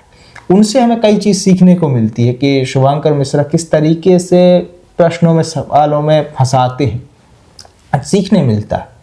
तो अगर आपसे बेहतर कोई है, तो उससे आपको सीखना पड़ेगा। आप ये सोचोगे कि हम तो अगर वायरल हो गया, एक आध वीडियो आपका चल भी गया, तो आप सोचने लगे कि यार हम तो अब स्टार हो गए, हम कंप्लीट हो गए, तो वो चीज़ ख़त्म हो जाती है। आपको तो डेली आपको सीखना है, अपडेट होना है, और अपने वीडियो ज़रूर देखना है। अपने वीडियो देखिए और उसमें आप अपनी कमियां ज़रूर निकालिए कि ये चीज़ है, अगली बार से हमें ये सुधार करना है। अभी जैसे कि कई वीडियो मुझे अपने हैं, वहाँ पे हमें लगता है पुराने वीडियो मैंने 2018-20 के देखे, मैंने खुद के एक दिन में से देखा, तो वहाँ पे मुझे समझ में आया कि यार मैं क्या कर रहा था। वो करते करते सीख जाते हैं, करते करते। लेकिन वो उस समय के वीडियो देखे, हमें खुद के वीडियो बहुत बुरे लगे कि यार मैं क्या कर रहा था उस समय। तो वो चीज़ है। और आज के समय में मुझे फील्ड रिपोर्टिंग जब हम करते हैं, तो बहुत अंतर हमें खुद समझ में आता है। या इंटरव्यू, मैंने जो पहला इंटरव्यू लिया था गोविंद सिंह राजपूत जी का, तो वो इंटरव्यू अभी मैं देखता हूँ तो मुझे लगता है कि यार हम कैसे प्रश्न कर रहे थे। तो वहाँ पे और आज में बहुत अंतर आ गया। तो तब ढंग से बोलना भी नहीं आता था, जो चीज़ नहीं आती थी वो नहीं आती थी। तो वो चीज़ सुधार होना चाहिए। अगर आप सुधार नहीं कर रहे हो तो फिर खेल खत्म। सर, मोटिवेशन के लिए हमारे दर्शकों को बताइए कि क्या आपको पैसा मिलता है फेसबुक, यूट्यूब से, ताकि लोग और मोटिवेट हो सकें कि मिलता है? बहुत कम पैसा मिलता है, और जो भी पैसा मिलता है उसकी भी मैं सच्चाई ये बताना चाहूँगा कि वो मैं नो फिकर की जो टीम है उसी में डिस्ट्रीब्यूट करता हूँ। जो पैसा मोनेटाइजेशन से आता है, तो वो मेरे जेब में नहीं जाता, अभी तक कभी नहीं गया। जी। तो सर जैसे आपने बताया कि आपने पॉडकास्ट भी शुरू किया था, जी। तो पॉडकास्ट के विषय में आपको कैसे लगा कि अब हमको पॉडकास्ट बनाना चाहिए, और सबसे अच्छा पॉडकास्ट किसके साथ रहा आपका कि जिनके साथ बात करने में आपको बहुत मज़ा आया हो, आनंद आया हो? तो पॉडकास्ट की शुरुआत तो मैंने बहुत पहले से सोची थी, इंटरव्यूज़ किए थे लेकिन पॉडकास्ट नहीं किया था। लेकिन जब मैंने बताया कि बीमारी में रहा तो उस समय आपका साथी मोबाइल होता है, बिल्कुल। तो कई पॉडकास्ट मैंने देखे, कई बहुत अच्छे लगे। तो वो ऐसे भी पॉडकास्ट हुआ जैसे कि एक आमिर खान और सौरभ द्विवेदी जी का पॉडकास्ट था, वो 5 घंटे का पॉडकास्ट था। मैंने रेगुलर 5 घंटे तक पूरा पॉडकास्ट भी देखा, जुड़े रहे उसमें, जुड़े रहे, मज़ा आ रहा था। ऐसा भी है, और भी ऐसे कई पॉडकास्ट हैं जो बहुत बेहतरीन रहे, तो मैं देखता रहा, उनसे सीखता रहा। फिर मुझे लगा कि यार ये चीज़ करनी चाहिए, तो इसके बारे में डिस्कशन मेरे कई लोगों से हुआ कि ऐसा करें, वैसा करें, वैसा करें। फिर उसके बाद अप्रोच शुरू हुई, अभिषेक भार्गव के साथ पहला पॉडकास्ट हुआ, वो अच्छा रहा, फिर सीरीज शुरू हो गई। जैसा आपने प्रश्न किया कि सबसे ज़्यादा मज़ा किसके साथ आया, तो कुछ दिन पहले पहली बात तो ये रहती कि पॉडकास्ट के में व्यू मेरे माइंड में नहीं रहती कि कितने व्यूज़ आए हैं, व्यूज़ कितने आए हैं, वो उसके हिसाब से मैं ये नहीं तौलता कि ये पॉडकास्ट कितना अच्छा है। मेरा पॉडकास्ट मेरे हिसाब से अभी जो मैंने सीरीज स्टार्ट की है, समत्व सागर जी महाराज मुनि श्री हैं, जैन मुनि, उनके साथ जो पॉडकास्ट हुआ था, उनका जो नॉलेज है, उनका जो ब्रॉड माइंडसेट है, इतना व्यापक ज्ञान उनको है, उनके साथ बात करने में बहुत अच्छा लगा। और मैं आपको बताऊं कि मुझे जो टाइमिंग दी गई थी, मुझे 5 से 7 मिनट की टाइमिंग दी गई थी कि इतना ही में ही वो बात करेंगे, लेकिन 45 मिनट का पॉडकास्ट था वो। तो उनके साथ जब बात की तो उनका नॉलेज देखा, हमें लगा कि ऐसा व्यक्तित्व, जो व्यक्ति 2 लाख रुपए महीने की नौकरी छोड़कर आए हैं, हमारे यहाँ तो अपने यहाँ 20,000 की नहीं छोड़ते, वो 2 लाख रुपए महीने की नौकरी छोड़ के आ गए और उन्होंने पूरा गृहस्थ जीवन छोड़ के दिगंबर मुनि बन गए।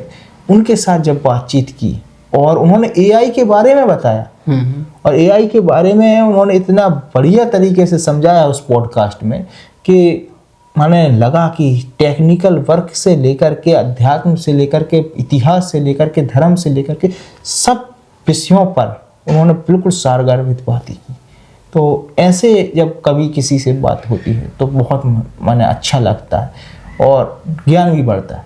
तो वो एक बहुत अच्छा पॉडकास्ट था। और पॉडकास्ट से हटके एक इंटरव्यू मैंने जीवन में बहुत पहले 2023 में किया था, विभूति मिश्रा का, पैड वुमेन है रीवा की, उनका जब इंटरव्यू किया था तो वो मेरी लाइफ का बहुत मेमोरेबल इंटरव्यू है कि वो एक ऐसा था कि उन्होंने महिलाओं की बीमारियों के विषय में बताया था। हम और आप खुल के सार्वजनिक तौर पर महिलाओं की बीमारी के विषय में बात नहीं कर पाते। उनने चलते इंटरव्यू में वो सब चीज़ें बताई, तो एक तरीके से कहें तो मैं सन्न रह गया था कि वो सुन के भी, और जिस तरीके से उन्होंने बताया तो वो एक इंटरव्यू मेरा बहुत माने मेमोरेबल रहा कि उनने जिस तरीके से डिस्क्राइब किया महिलाओं को, महिलाओं की समस्याओं को, तो वो रीवा की माने जो पैड वुमन है विभूति मिश्रा, उनकी जो बातें थी वो बहुत मेमोरेबल आज भी है मेरे लिए। तो ये 2 इंटरव्यू मेरे लिए बहुत माने अलग रहे। बिल्कुल बिल्कुल सर। तो जैसे आपने अभी बात की कि एआई के बारे में बात हुई, तो अभी एआई का ज़माना आ गया है, हर चीज़ एआई पे शिफ्ट हो रही है। तो आपके चैनल पर भी थोड़ा कुछ हमने देखा है कि एआई का कुछ वॉइस वगैरह मिलती हैं, तो आगे कुछ और क्या दर्शकों को मिलने वाला है? हम जितना प्रयास होता है कि हम एआई से बचें, हम कोशिश कर रहे हैं, लेकिन क्या होता है कि कई बार एंकर उपलब्ध नहीं हो पाती, कहीं व्यस्त हैं, तब हम एआई का उपयोग करते हैं। नहीं तो हमारा प्रयास यही रहता है कि हम एंकर से ही एंकरिंग कराएं। कई न्यूज़ की जल्दबाजी, कई बार एंकरों की व्यस्तता, तो एआई का उपयोग करते हैं। मैं टेक्निकल रहा हूँ और टेक्निकल नॉलेज भी लिया, चाहे वो एनिमेशन के कोर्स से हो, लेकिन मैं ये चाहता हूँ कि मैन पावर से ही इस्तेमाल ज़्यादा होना चाहिए, नहीं तो बेरोजगारी और ज़्यादा बढ़ेगी। तो एआई का उपयोग हो, मैं उसके खिलाफ नहीं हूँ, लेकिन एक सीमित हो। और एआई से हम वो काम कराएं जो हम नहीं कर सकते, जो हमारा ब्रेन नहीं कर सकते। एआई से हमारे शारीरिक हार्डवर्क को हम कम करें, ना कि हमारे मानसिक हार्डवर्क को कम करें। हम किताबें एआई से ना लिखवाएं, हम वो काम जो हमारा दिमाग कर सकता है वो एआई नहीं कर सकता। मेरे हिसाब से जो हम सोच सकते हैं, वो आप सोच सकते हैं, वो कोई और मशीन नहीं सोच सकती। उसको तो ट्रेंड किया जा सकता है। ट्रेंड किया जा सकता है, उसको हैक किया जा सकता है, उसको दिशा बदल जा सकती है। तो इसीलिए एआई का सीमित उपयोग होना चाहिए। उपयोग हो ठीक है, लेकिन मैन पावर से बढ़ के कुछ नहीं हो सकता। जो इंसान का दिमाग है उसका ही इस्तेमाल मेरे हिसाब से ज़्यादा होना चाहिए। बिल्कुल, इससे बेरोजगारी का बेरोजगारी भी बढ़ेगी, बेरोजगारी बढ़ेगी ही। और कई बड़ी मल्टीनेशनल कंपनियों में तो एआई का और रोबोटिक्स का इस्तेमाल ज़्यादा हो रहा है, तो बेरोजगारी बढ़ ही रही है। तो इस विषय पर मेरा तो यही मानना है कि जितना कम हम तकनीक का उपयोग करें, क्वालिटी जैसे कि अब आप सॉफ्टवेयर्स हैं उनका उपयोग कीजिए, लेकिन उस सॉफ्टवेयर को चलाने के लिए इंसान का उपयोग भी कीजिए। हमारे ख्याल से तो ये बहुत अच्छा है। अब आजकल रोबोटिक्स से ऑपरेशंस होने लगे हैं, लेकिन हम उस देश के निवासी हैं जहाँ नाड़ी पकड़ के बीमारी बता देते थे। अध्यात्म को ज़्यादा महत्व दिया जाता है हमारे यहाँ पे। तो शल्य चिकित्सा उस समय से चल रही है जब रोबोटिक्स का नाम नहीं आया था, जब ये तकनीकें नहीं आई थी। हम उस समय की बात कर रहे हैं। तो हमारे यहाँ पे ह्यूमन को इम्पोर्टेंस मिलना चाहिए। जो कि ह्यूमंस कर सकते हैं वो मशीनें कभी नहीं कर सकती मेरे हिसाब से। सर, नो फिकर पे जैसे अभी आपने बताया पॉडकास्ट कर रहे हैं, कवरेज भी कर रहे हैं, अब आप डॉक्यूमेंट्री भी कर रहे हैं, मूवी भी बना रहे हैं, तो भविष्य में और क्या आने वाला है हमारे दर्शकों के लिए? कि नई मूवी मिलने वाली है या फिर कुछ और नया क्या होने वाला है? देखिए, कई चीज़ों पे काम चल रहा है। एक तो मूवी में 3 स्क्रिप्टों पे काम कर रहा हूँ मूवी के लिए। एक तो राम राज्य 2 की स्क्रिप्ट लगभग फाइनल हो चुकी है, तो उसको भी काम कर रहा हूँ। इसके अलावा दो मूवी और लिख रहा हूँ। एक कोर्ट रूम ड्रामा है कि कोर्ट में किस प्रकार से केसेस होते हैं उसके ऊपर है, और एक और है रोमांटिक फिल्म है, उस लव के ऊपर है, उसको भी मैं लिख रहा हूँ। तो ये 3 लव स्टोरी है, तो उसको तीनों लिख रहा हूँ और तीनों में अलग अलग मैसेजेस हैं। एक में जो राम राज्य 2 है उसमें हमने इलेक्शन प्रणाली को दिखाने की कोशिश करेंगे और बहुत कुछ उसमें दिखाएंगे। इसके अलावा जो कोर्ट रूम ड्रामा है उसमें महिलाओं के विषय में कई चीज़ें दिखाने की कोशिश है, और जो लव स्टोरी है वो एक अलग विषय पर है जो कि लोग चर्चा तो करते हैं लेकिन कहीं ना कहीं डरते हैं, तो उसको दिखाने की हम कोशिश कर रहे हैं। तो ये 3 अलग अलग स्टोरी पर काम हुआ। अगर वो प्रॉपर स्टोरी से मैं जब तक संतुष्ट नहीं होगा तब तक उसको मैं फ्लोर पर नहीं लाऊंगा। प्रॉपर रिसर्च के बाद तो उन पे तीनों पे मेरा काम चल रहा है। तो ये हुई फिल्मों की बात। डॉक्यूमेंट्री अभी मेरी कुम्हारी की डॉक्यूमेंट्री आ गई है, जिसका कुम्हारी का कड़वा किस्सा। इसके अलावा आपको नए वर्ष पे कुछ ही दिन में नए वर्ष पे आपको बेनकाब बीना नाम से दूसरी डॉक्यूमेंट्री मिलेगी, जिसमें बीना के हम 16 गांव हमने कवर किए, तो वो दिखाएंगे। इसके अलावा और भी डॉक्यूमेंट्रीज पर रिसर्च वर्क चल रहा है बुंदेलखंड के कई जगहों के लिए। लगभग 4 या 5 पे काम चालू हो गया है जिस पर रिसर्च चल रहा है और टीम काम कर रही है, तो वो भी बहुत जल्द आएंगी। इसके अलावा जैसे कि किताब है मेरी तो तीखी बात, तो वो रेगुलर उसको और ब्रॉड करने की और कोशिश कर रहे हैं कि और ज़्यादा से ज़्यादा विषयों को कवर किया जाए, अपडेट किया जाए और जो विषय छूट गए हैं पहले संस्करण में उनको उसमें शामिल किया जाए। तो ये तो 3 चीज़ें हुई। पॉडकास्ट चल ही रहे हैं। पॉडकास्ट रेगुलर लोगों से जो इजीली अवेलेबल हो जाते हैं, अगर उनसे बात की जाए और वो मिल जाते हैं तो उनसे करने का कोशिश होती है कि जो व्यक्ति कहीं ना कहीं थोड़े बहुत हुनरमंद हों, थोड़े फेमस हों और उनकी बातें जानने से लोगों को कुछ उत्सुकता सीखने भी मिले और कुछ उत्सुकता भी हो कि कुछ चीज़ें सीखने लायक रहती हैं, कुछ चीज़ें विवादास्पद होती हैं, तो वो सब चीज़ें लाने का उसमें प्रयास रहता है। तो वो एक जुड़ा हुआ है। सर जैसे आप पॉडकास्ट के बारे में बात कर रहे हैं, तो आपने पॉडकास्ट शूट किया था रामबाई जी का, जिसमें सुनने में मिला था कि काफ़ी विवाद हुआ था, तो उसके विषय में बताइए कैसा क्या रहा वो। जो कि पथरिया की पूर्व विधायक रामबाई जी का पॉडकास्ट था, तो उसमें उन्होंने भगवती मानव कल्याण संगठन के विषय में कुछ बातें कही थी जो कि संगठन को सही नहीं लगी थी। तो संगठन के जो कार्यकर्ता हैं, सदस्य हैं, वो उन्होंने उसकी शिकायत की और शायद एसपी ऑफिस तक भी वो लोग गए और उसके लिए उन्होंने आवाज़ भी बुलंद की। तो जो पूरा प्रकरण था उसी को लेकर के था कि उनके जो बयान थे या जो उन्होंने अपनी बातें कही थी, जो रामबाई जी ने इसमें अपनी बात रखी थी, उस पे ये विवाद खड़ा हुआ था और उन्होंने अपने विवाद में जो भी बात कही थी वो उनके व्यक्तिगत विचार थे। उससे हमारा काम था सवाल करना। उनने जो जवाब दिया वो उनके जवाब थे, तो उस पर मैं कोई टिप्पणी ना तो मैं करने के हकदार हूँ और ना मुझे करना चाहिए। मेरा काम सवाल करने का था, क्योंकि मेरे जो होस्ट है, मैं एक होस्ट के रूप में उनसे सवाल करता हूँ। मेरे गेस्ट जो भी जवाब देते हैं उनका सम्मान मुझे दिखाना मेरी जिम्मेदारी। अब उससे विवाद खड़ा होता है, लोगों को पसंद आता है, वो वायरल होता है या फिर सुसुप्त अवस्था में चला जाता, कोई नहीं देखता, तो वो अलग अलग कंडीशंस हैं। लेकिन हम तो सवाल करते हैं और कार्यक्रम का नाम ही हम क्यों ना पूछें, तो हम तो पूछते हैं। अब वो जवाब जो देते हैं तो वो उनकी है बात, तो उनके पर्सनल विचार हैं। तो विवाद खड़ा हुआ और सैकड़ों लोग सड़कों पर आए, तो वो उनको बुरा लगा होगा, तो इसीलिए वो आए होंगे। तो दोनों के बीच की बात है।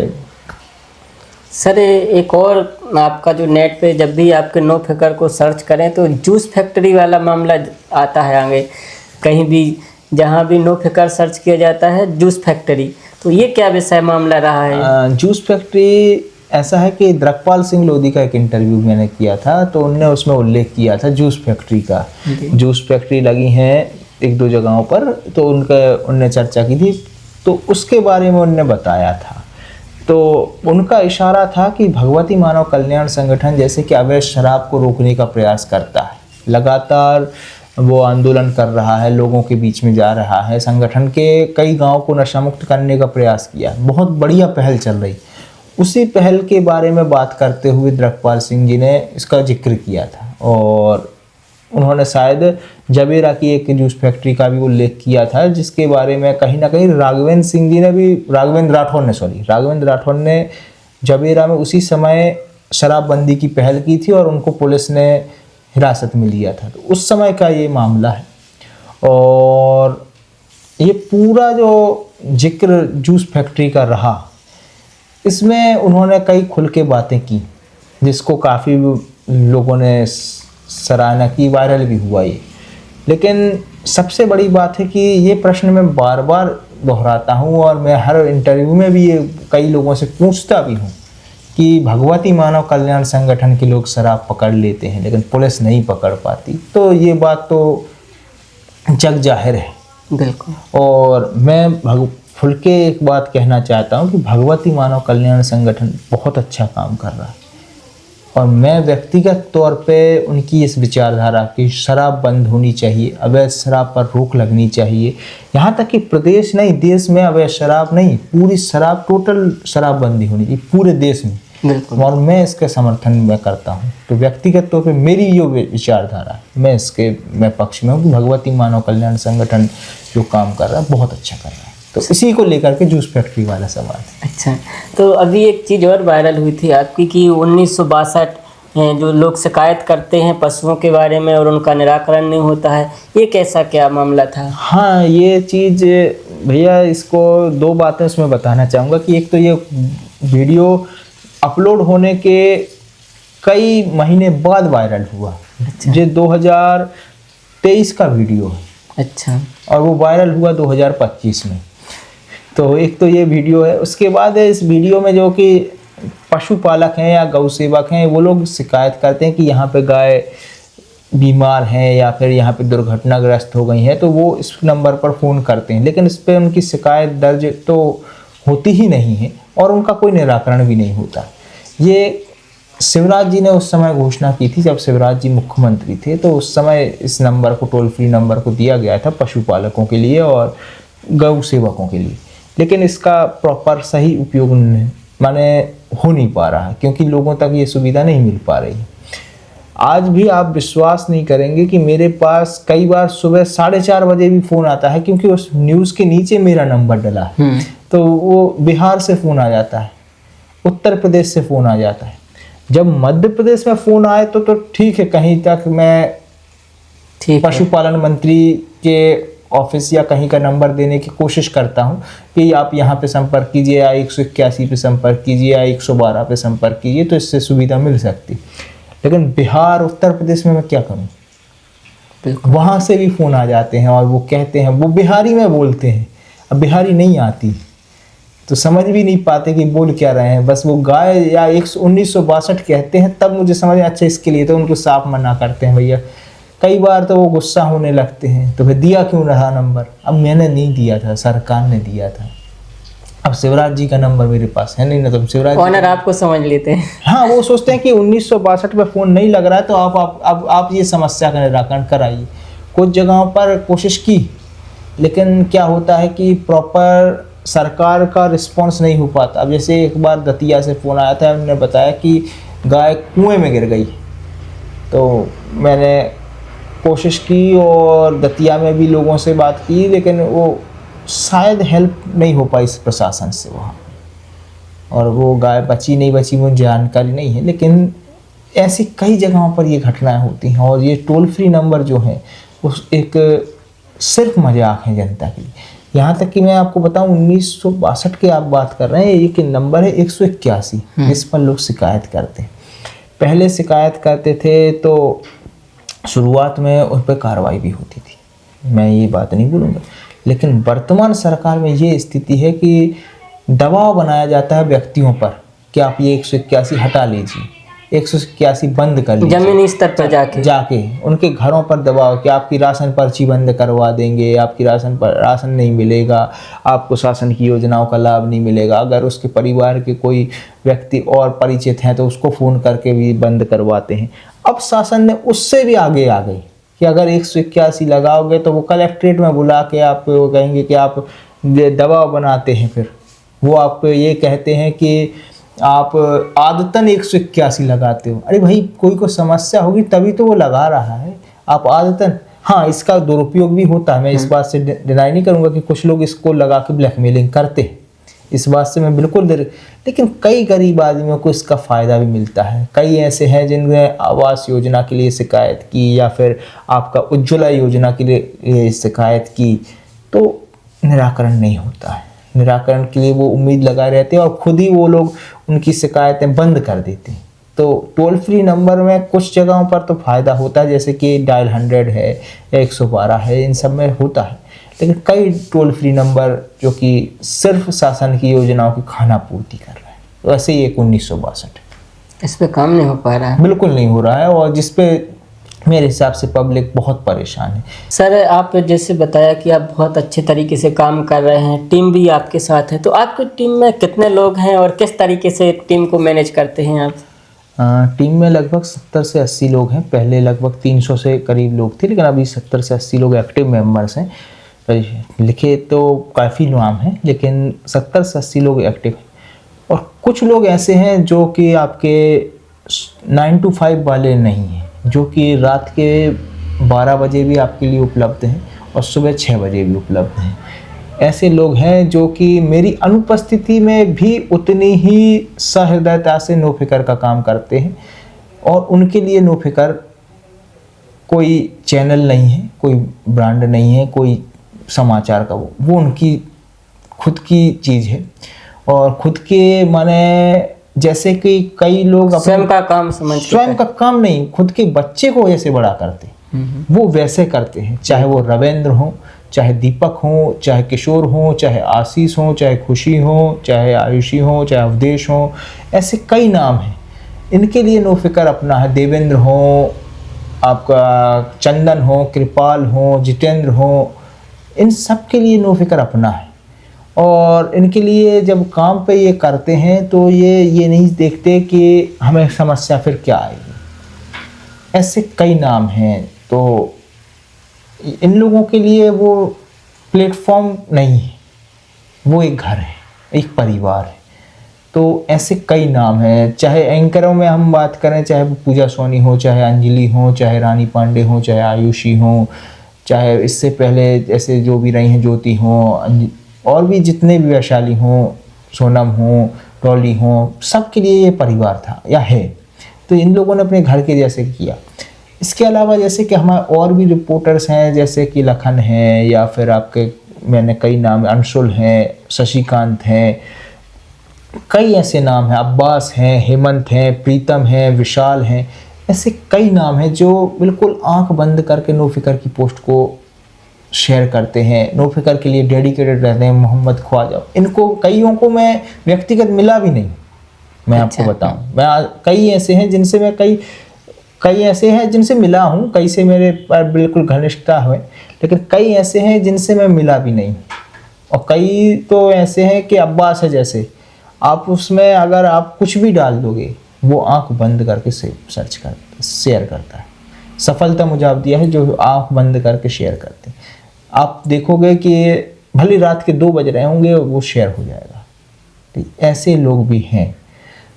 मतलब काफी मजबूत टीम है आपकी। बीमारी में दीपक लोगों ने, आशीष ने, किशोर ने, खुशी ने और रविंद्र ने, इन लोगों ने मेरी बीमारी में, अंजलि, आयुषी, इन लोगों ने चैनल को डाउन नहीं होने दिया। मैं बिस्तर पे हूँ, न्यूज़ें आ रही हैं, लग रही हैं, मुझे कोई लेना देना नहीं। इतना भरोसा। वेबसाइट है, आशीष सोनी है, वेबसाइट लगेगी, मुझे देखने की ज़रूरत नहीं। खुशी है और आशीष है, देख लेंगी। न्यूज़ एडिट करना है, मैं कर रहा हूँ, ठीक है, नहीं कर रहा हूँ तो किशोर है, भरोसा है, बनेगी। किशोर है, शेयरिंग है, दीपक है, न्यूज़ हिट होगी। दीपक है मन हिट होगी। अगर दीपक है तो न्यूज़ जनता तक पहुंच जाएगी। कोई भी न्यूज़ बनानी है, रिसर्च वर्क करके ढूंढ के लगानी है, फील्ड पे जाना है या कुछ भी है, रविंद्र है, काम होगा। होगा मतलब होगा। आपने बोल दिया है, अब आपको देखने की पलट की ज़रूरत नहीं है। रविंद्र से आपने बोल दिया है, अब रिजल्ट मिलेगा अब आपको, और 100% रिजल्ट मिलेगा। तो यहाँ पे विश्वास रहता है। आपको कभी भी जाना है फील्ड पे, जितेंद्र जी को कॉल कीजिए। ये नहीं पूछेंगे कहाँ जाना है, क्यों जाना है, कितने बजे जाना है, बस चल दे, ख़त्म, आपकी बात ख़त्म, बस कि हमें जाना है, जितेंद्र जी है, जाना है। सपोर्ट ये है। अनपेड व्यक्ति हैं ये सब। अच्छा, किसी को मैं सैलरी नहीं देता हूँ।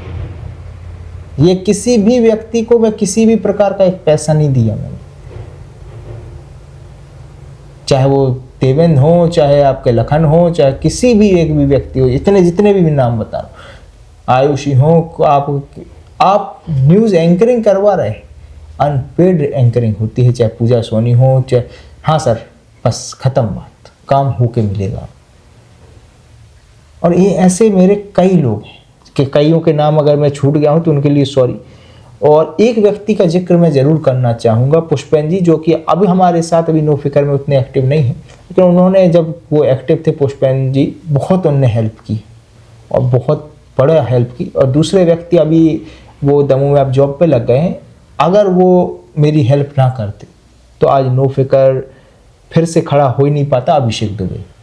तो उनका उल्लेख के बिना नो फिकर का उल्लेख कभी हो ही नहीं सकता। वापसी कराई, मुझे बैक सपोर्ट किया। अगर 500 गांव मैंने किए हैं तो लगभग 400 से 450 गांव में अभिषेक मेरे साथ गए।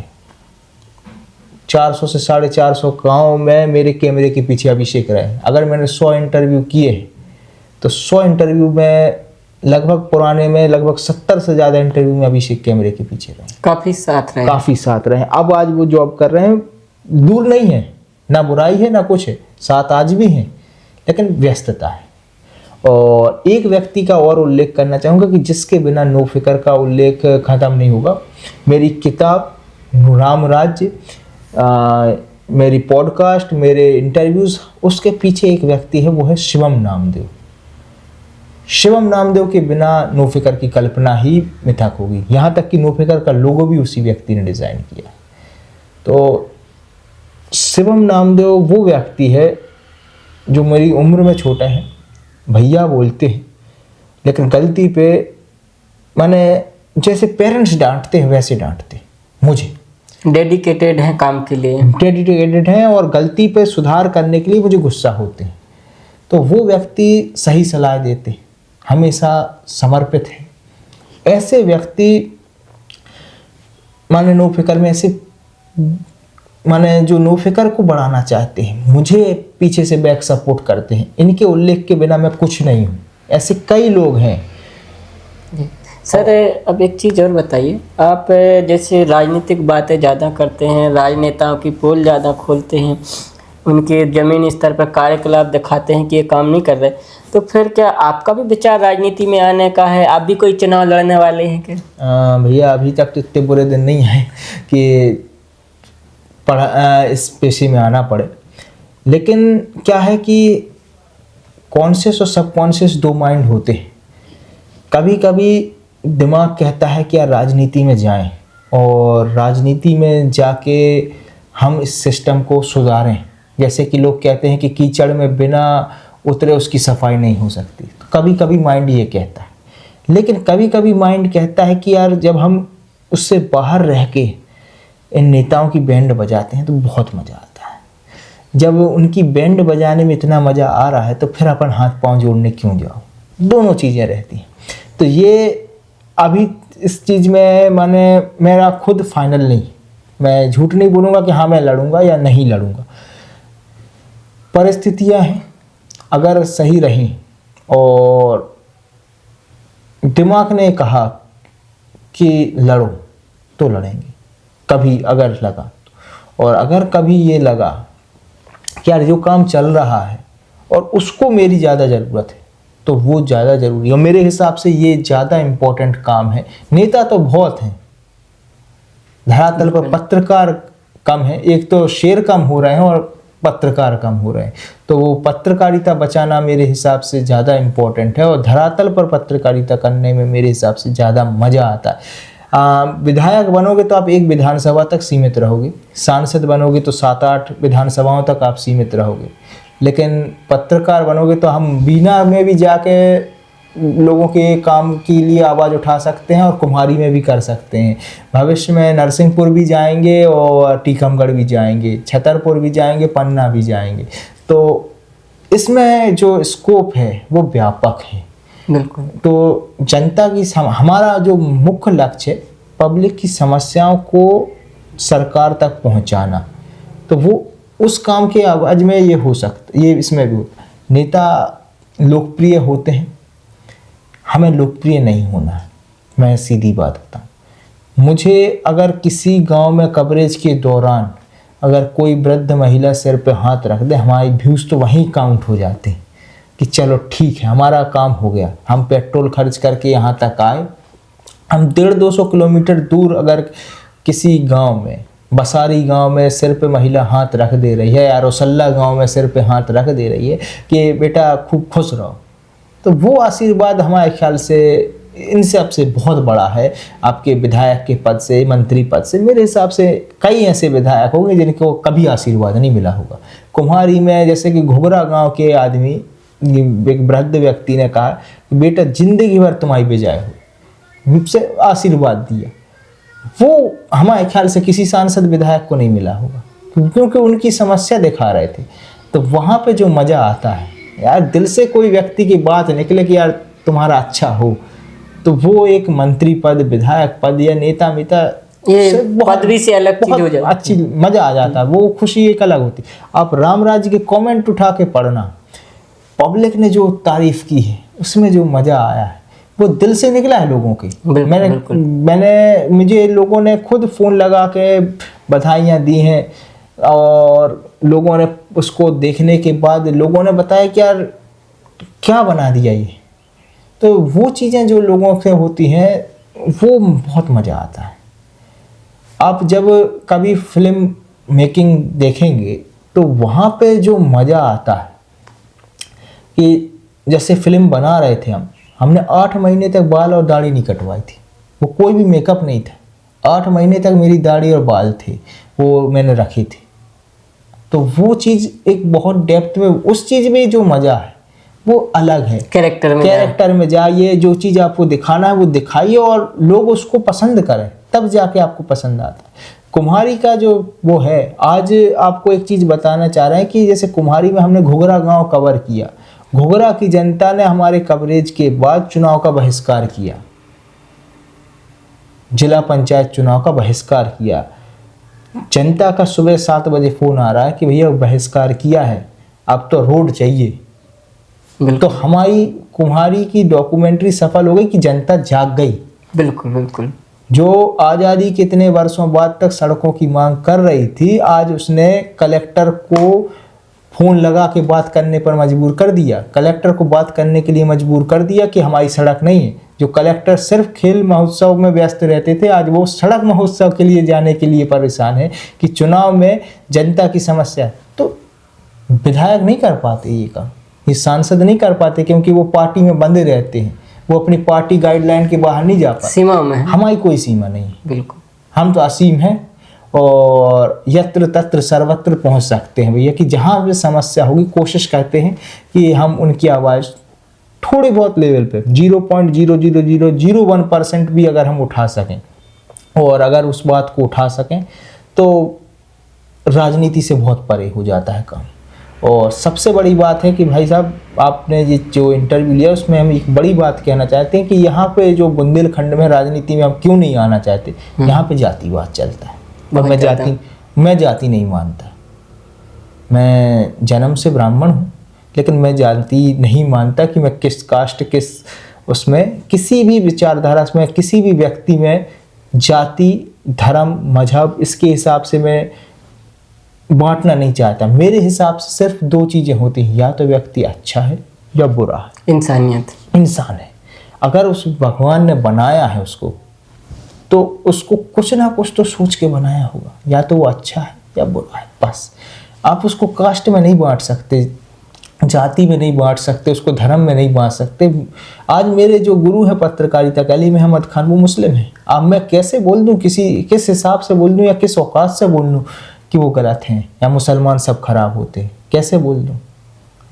अब मैं कैसे बोलूँ जैन खराब होते हैं? मुझे ऑक्सीजन सिलेंडर मुहैया कराने वाले सिद्धार्थ मलैया, जिनने 49 दिन तक मुझे सिलेंडर मुहैया कराए, मैं कैसे बोल दूँ कि जिस रात में मुझे सबसे ज़्यादा ऑक्सीजन सिलेंडर की ज़रूरत थी, रोहित जैन ने मुझे सिलेंडर उपलब्ध कराया? कैसे बोल दूँ?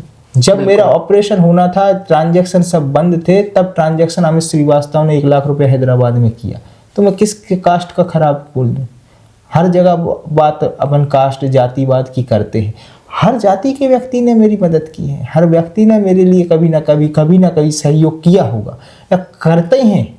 आप सोचो कि कहीं ना कहीं किसी ना किसी जाति का किसी ना किसी व्यक्ति से कभी ना कभी तो सहयोग मिला ही होगा। बिल्कुल, हर व्यक्ति को। मैं अकेले अपनी बात नहीं कर रहा हूँ। जो ये कहते हैं कि ब्राह्मण, कट्टर ब्राह्मण हम हैं, तो उनको भी, जो कट्टर ओबीसी वाले हैं उनको भी, और कट्टर SC ST की राजनीति करते हैं उनको भी, हर वर्ग ने कभी ना कभी किसी ना किसी, तो मानवता का चक्र भी एक दूसरे से जुड़े हैं।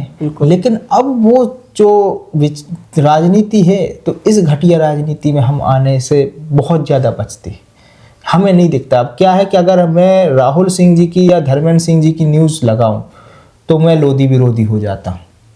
अगर मैं लखन पटेल जी की न्यूज़ लगाऊं तो मैं कुर्मी विरोधी हूं। अगर मैं किसी ब्राह्मण नेता या गोपाल भार्गव की नेगेटिव न्यूज़ लगा दूं या अभिषेक भार्गव की नेगेटिव न्यूज़ लगा दूं तो मैं ब्राह्मण विरोधी हो जाता हूं। अगर मैं OBC वर्ग की न्यूज़ लगाऊं तो भी ब्राह्मण विरोधी हो जाता हूं। अगर SC ST तबका के न्यूज़ लगाऊं तो ब्राह्मण विरोधी हूँ। अगर SC ST की न्यूज़ ना लगाऊं तो SC ST विरोधी हूँ। कट्टर ब्राह्मण, फिर ब्राह्मण कुल में तो हम पैदा हुए ही हैं, तो ये ब्राह्मणवाद तो फिर कर ही रहे हैं। तो ये सब हर जगह से सोच में आता है। इस घटिया मानसिकता का मैं विरोधी हूँ भाई साहब। जाति से ऊपर, राजनीति से ऊपर, जातिगत पार्टी से ऊपर, रंग, भाषा, इनसे ऊपर भी कुछ है, वो इंसान है। बिल्कुल। और इंसान हमारे ख्याल से जो मानवता है वो आपकी जाति, धर्म, आपका मजहब, आपका देश, इससे भी बड़ा। मैं देश की बात कर रहा हूँ, आपके भारत। मैं तो यहाँ तक कह रहा हूँ कि अगर कोई व्यक्ति पाकिस्तान का भी अच्छा है तो मैं तारीफ़ करता हूँ। मैं वसीम अकरम का फ़ैन हूँ, मुझे कहने में कोई वो गुरेज नहीं कि वसीम अकरम से अच्छा स्विंग बॉलर नहीं हुआ कोई। नहीं, पाकिस्तान में भी तो मनुष्य रहते मनुष्य तो रहते हैं, हर पाकिस्तानी तो आतंकवादी नहीं है ना। बिल्कुल। तो वो जहाँ पे इंसानियत है तो इंसानियत को भी अपन को देखना चाहिए। हर जगह पे हमें कट्टरता नहीं है, और जहाँ भी कट्टरता है चाहे वो किसी भी जगह पे हो, चाहे धर्म में हो, चाहे जाति में हो, चाहे हर पक्ष की हो, वो गलत है मेरे हिसाब से। व्यक्तिगत विचार है मेरे, इसका नो फिकर से कोई लेना देना नहीं है, ये मेरे व्यक्तिगत विचार है। तो विरोध भी अगर कोई मेरा इंटरव्यू देखने के बाद करे तो मेरा करे, नो फिकर का ना करे, नो फिकर का इसमें कोई लेना देना नहीं। सर, आपके खुद के पर्सनल शौक क्या हैं? जैसे आप तो ये काम करते ही हो। फिल्म खूब देखता हूँ, फिल्में देखना बहुत ज़्यादा शौक है। कपिल शर्मा का शो देखने का बहुत शौकीन हूँ। जब भी मैं दुखी होता हूँ तो कपिल शर्मा के शो देखता हूँ, पुराने वीडियोस भी मैं उनके देखता हूँ, ये शौक़ है। गाने सुनता हूँ मोटिवेशनल, ये बहुत शौक़ है। ये माने फिल्में देखना मेरा, क्रिकेट खेलता था शुरुआत में, बहुत शौक़ था, क्रिकेट देखने का भी शौक़ रहा। लेकिन जब से क्रिकेट का व्यवसायीकरण हुआ है, जब से वो क्रिकेट IPL और इन सब में अब ड्रीम 11 तरफ पहुंच गया, तो फिर क्रिकेट से थोड़ी सी दूरी बन गई। लेकिन क्रिकेट देखने का और खेलने का बहुत शौकीन रहा हूँ, लेकिन फिल्में देखने का बहुत शौकीन हूँ और शायद हमेशा रहूँगा, इसीलिए शायद फिल्म बना पाया। जी बिल्कुल सर, आपसे मिला मैं बहुत अच्छा लगा हमें आपसे मिलकर। लेकिन हमारे युवा जो आपको देख के सीखते हैं, आपको देख के आगे बढ़ते हैं, आपके नो फिकर को देखते हैं, तो उनके अंदर जोश आता है कि ये कैसे बेबका की मतलब बिना डरे सारी बातें कह देते हैं। तो आपके जैसे कोई बनना चाहे तो कैसे बन सकता है? हमारे बुंदेली फाइनेंस का मेन प्रश्न रहता है, क्योंकि आप आइडियल हो चुके हो समाज के लिए। दो बातें इसमें मैं आपकी बात को बोलना चाहूँगा कि एक तो मैं अभी आइडियल नहीं हुआ, एक सामान्य सा व्यक्ति हूँ, और ये आपका बड़प्पन है। आइडियल हो सकता है कभी बनूँ, इस बात को मैंने डर के, लेकिन अभी नहीं हूँ, अभी मैं सीख रहा हूँ, अभी शुरुआत है, अभी सीख रहा हूँ, तो आइडियल बिल्कुल नहीं। और दूसरी बात मैं एक बात और कहना चाहूँगा कि आप मेरी तरह ना बने, आप अपनी तरह बने, जो हैं आप अपने रहें। हर व्यक्ति एक दूसरे का कॉपी बिल्कुल ना करें, आप तो अपना ओरिजिनल दें। क्योंकि हो सकता है कि अगर सुभाष चंद्र बोस गांधी जी की नकल करते तो वो सुभाष चंद्र बोस ना बन पाते। बिल्कुल। अगर भगत सिंह गांधी जी की नकल करते तो वो भगत सिंह ना बन पाते। मेरे हिसाब से अपने अंदर का हुनर पहचान, आपके अपने अंदर आपको जो आपको लगता है कि हम ये बेस्ट दे सकते हैं, अब वो बेस्ट दीजिए। मैं अपनी कोशिश करता हूँ, मुझे लगता है कि मैं फील्ड रिपोर्टिंग में जितना बेहतर हूँ, वो जो मैं कर सकता हूँ, मुझसे बेहतर और कोई नहीं कर सकता। ये मेरा घमंड नहीं, मेरा आत्मविश्वास बता रहा है। तो वहाँ पे फील्ड रिपोर्टिंग में मैं जाता हूँ तो वहाँ पे मजा आता है। इंटरव्यू में कहीं कहीं तो मुझसे बेहतर बहुत से हिचकिचा जाता हूँ मैं, कई जगह पे लग जाता है कि हाँ ठीक है, सुधार होना चाहिए, लेकिन फील्ड रिपोर्टिंग में मज़ा आता है। तो ऐसी चीज़ें हर व्यक्ति को कुछ ना कुछ हो सकता है कि कोई बहुत अच्छा लिखता हो, कोई बहुत अच्छा बोलता हो, कोई अच्छी एंकरिंग करता हो, कोई अच्छा प्रेजेंट करता हो, कोई अच्छा डिस्क्राइब करता हो, ये बहुत अच्छे से हम बता पाएंगे।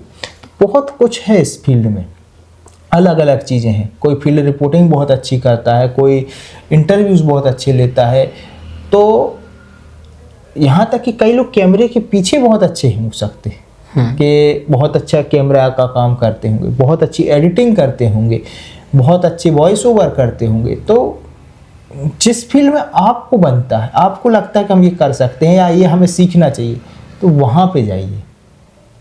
मेरी नकल मत कीजिए या किसी और की भी नकल मत कीजिए, अपना ओरिजिनल दीजिए। हाँ, सीखिए दूसरों से।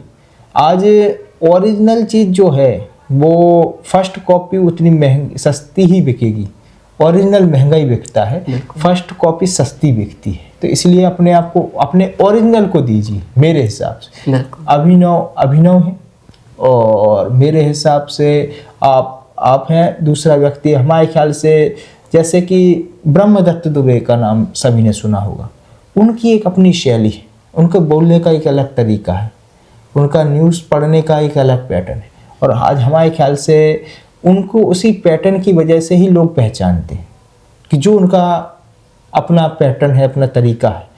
तो जो अगर आपका ओरिजिनल, आपका एक इनपुट है, आपका तरीका है, अगर विराट कोहली सचिन तेंदुलकर की तरीके से बैटिंग करते तो मेरे हिसाब से विराट कोहली नहीं बनते, बिल्कुल बिल्कुल। है ना। तो वही चीज़ मैं हर व्यक्ति से यही कहूँगा और हर युवा वर्ग से कहूँगा कि आप अपनी ताकत को पहचानिए कि आप क्या बेस्ट कर सकते हो। मुझे ये लगता है कि जब नेगेटिव चीज़ें हमें ढूंढते हैं, हम ढूंढते मुझे, तो मैं ज़्यादा अच्छा रहता हूँ।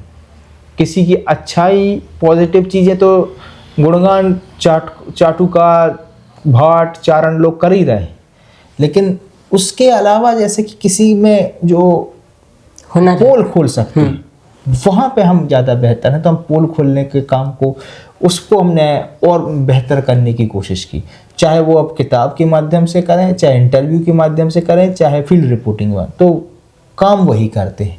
तो वो हमारा वो एक ट्रिगर पॉइंट है। तो हर व्यक्ति को ऐसा अपना ट्रिगर पॉइंट जरूर ढूंढना चाहिए कि ये हम काम अच्छा कर सकते। बिल्कुल।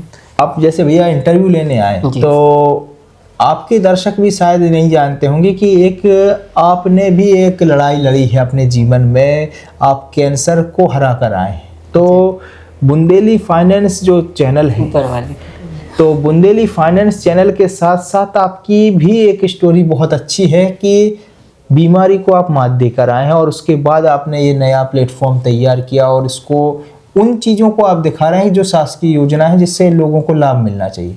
कहीं ना कहीं आप पर सेवा ही कर रहे हैं, लोगों की सेवा ही कर रहे हैं कि जिससे उनको कुछ ना कुछ लाभ हो।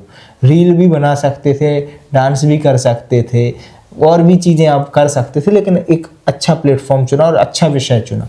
तो हमारे जो भाई हैं, इनका जो चैनल है बुंदेली फाइनेंस, इससे हमारे ख्याल से लोगों को फ़ायदा होगा, दर्शकों को फ़ायदा होगा और शासकीय योजनाओं के बारे में जानकारी मिलेगी। तो हम चाहेंगे कि इनके चैनल को से जुड़ें, इनको मोटिवेट करें और कहीं ना कहीं अगर समय मिले तो ऐसे चैनल, ऐसे प्लेटफॉर्म, नए क्रिएटर्स को आप लोग प्रोत्साहित कीजिए कि वो आगे आ सकें, जो सार्थक चीज़ें परोस रहे हैं, जो लोगों के हित में वो चीज़ें, जानकारियाँ दे रहे हैं जो कहीं ना कहीं उनके काम में आएंगी। तो ऐसे भाई को मेरी बधाई भी है और नया चैनल आपने किया है, लोग आपसे जुड़ भी रहे हैं, पसंद भी कर रहे हैं। तो जितने भी दर्शक ये चैनल देख रहे हैं और जितने लोगों तक ये वीडियो पहुंचा है, तो ज़रूर इनसे जुड़ें और इनको ज़रूर आगे बढ़ाएं। जी सर, आपने बुंदेली फाइनेंस में टाइम दिया, आपका बहुत बहुत धन्यवाद सर। धन्यवाद।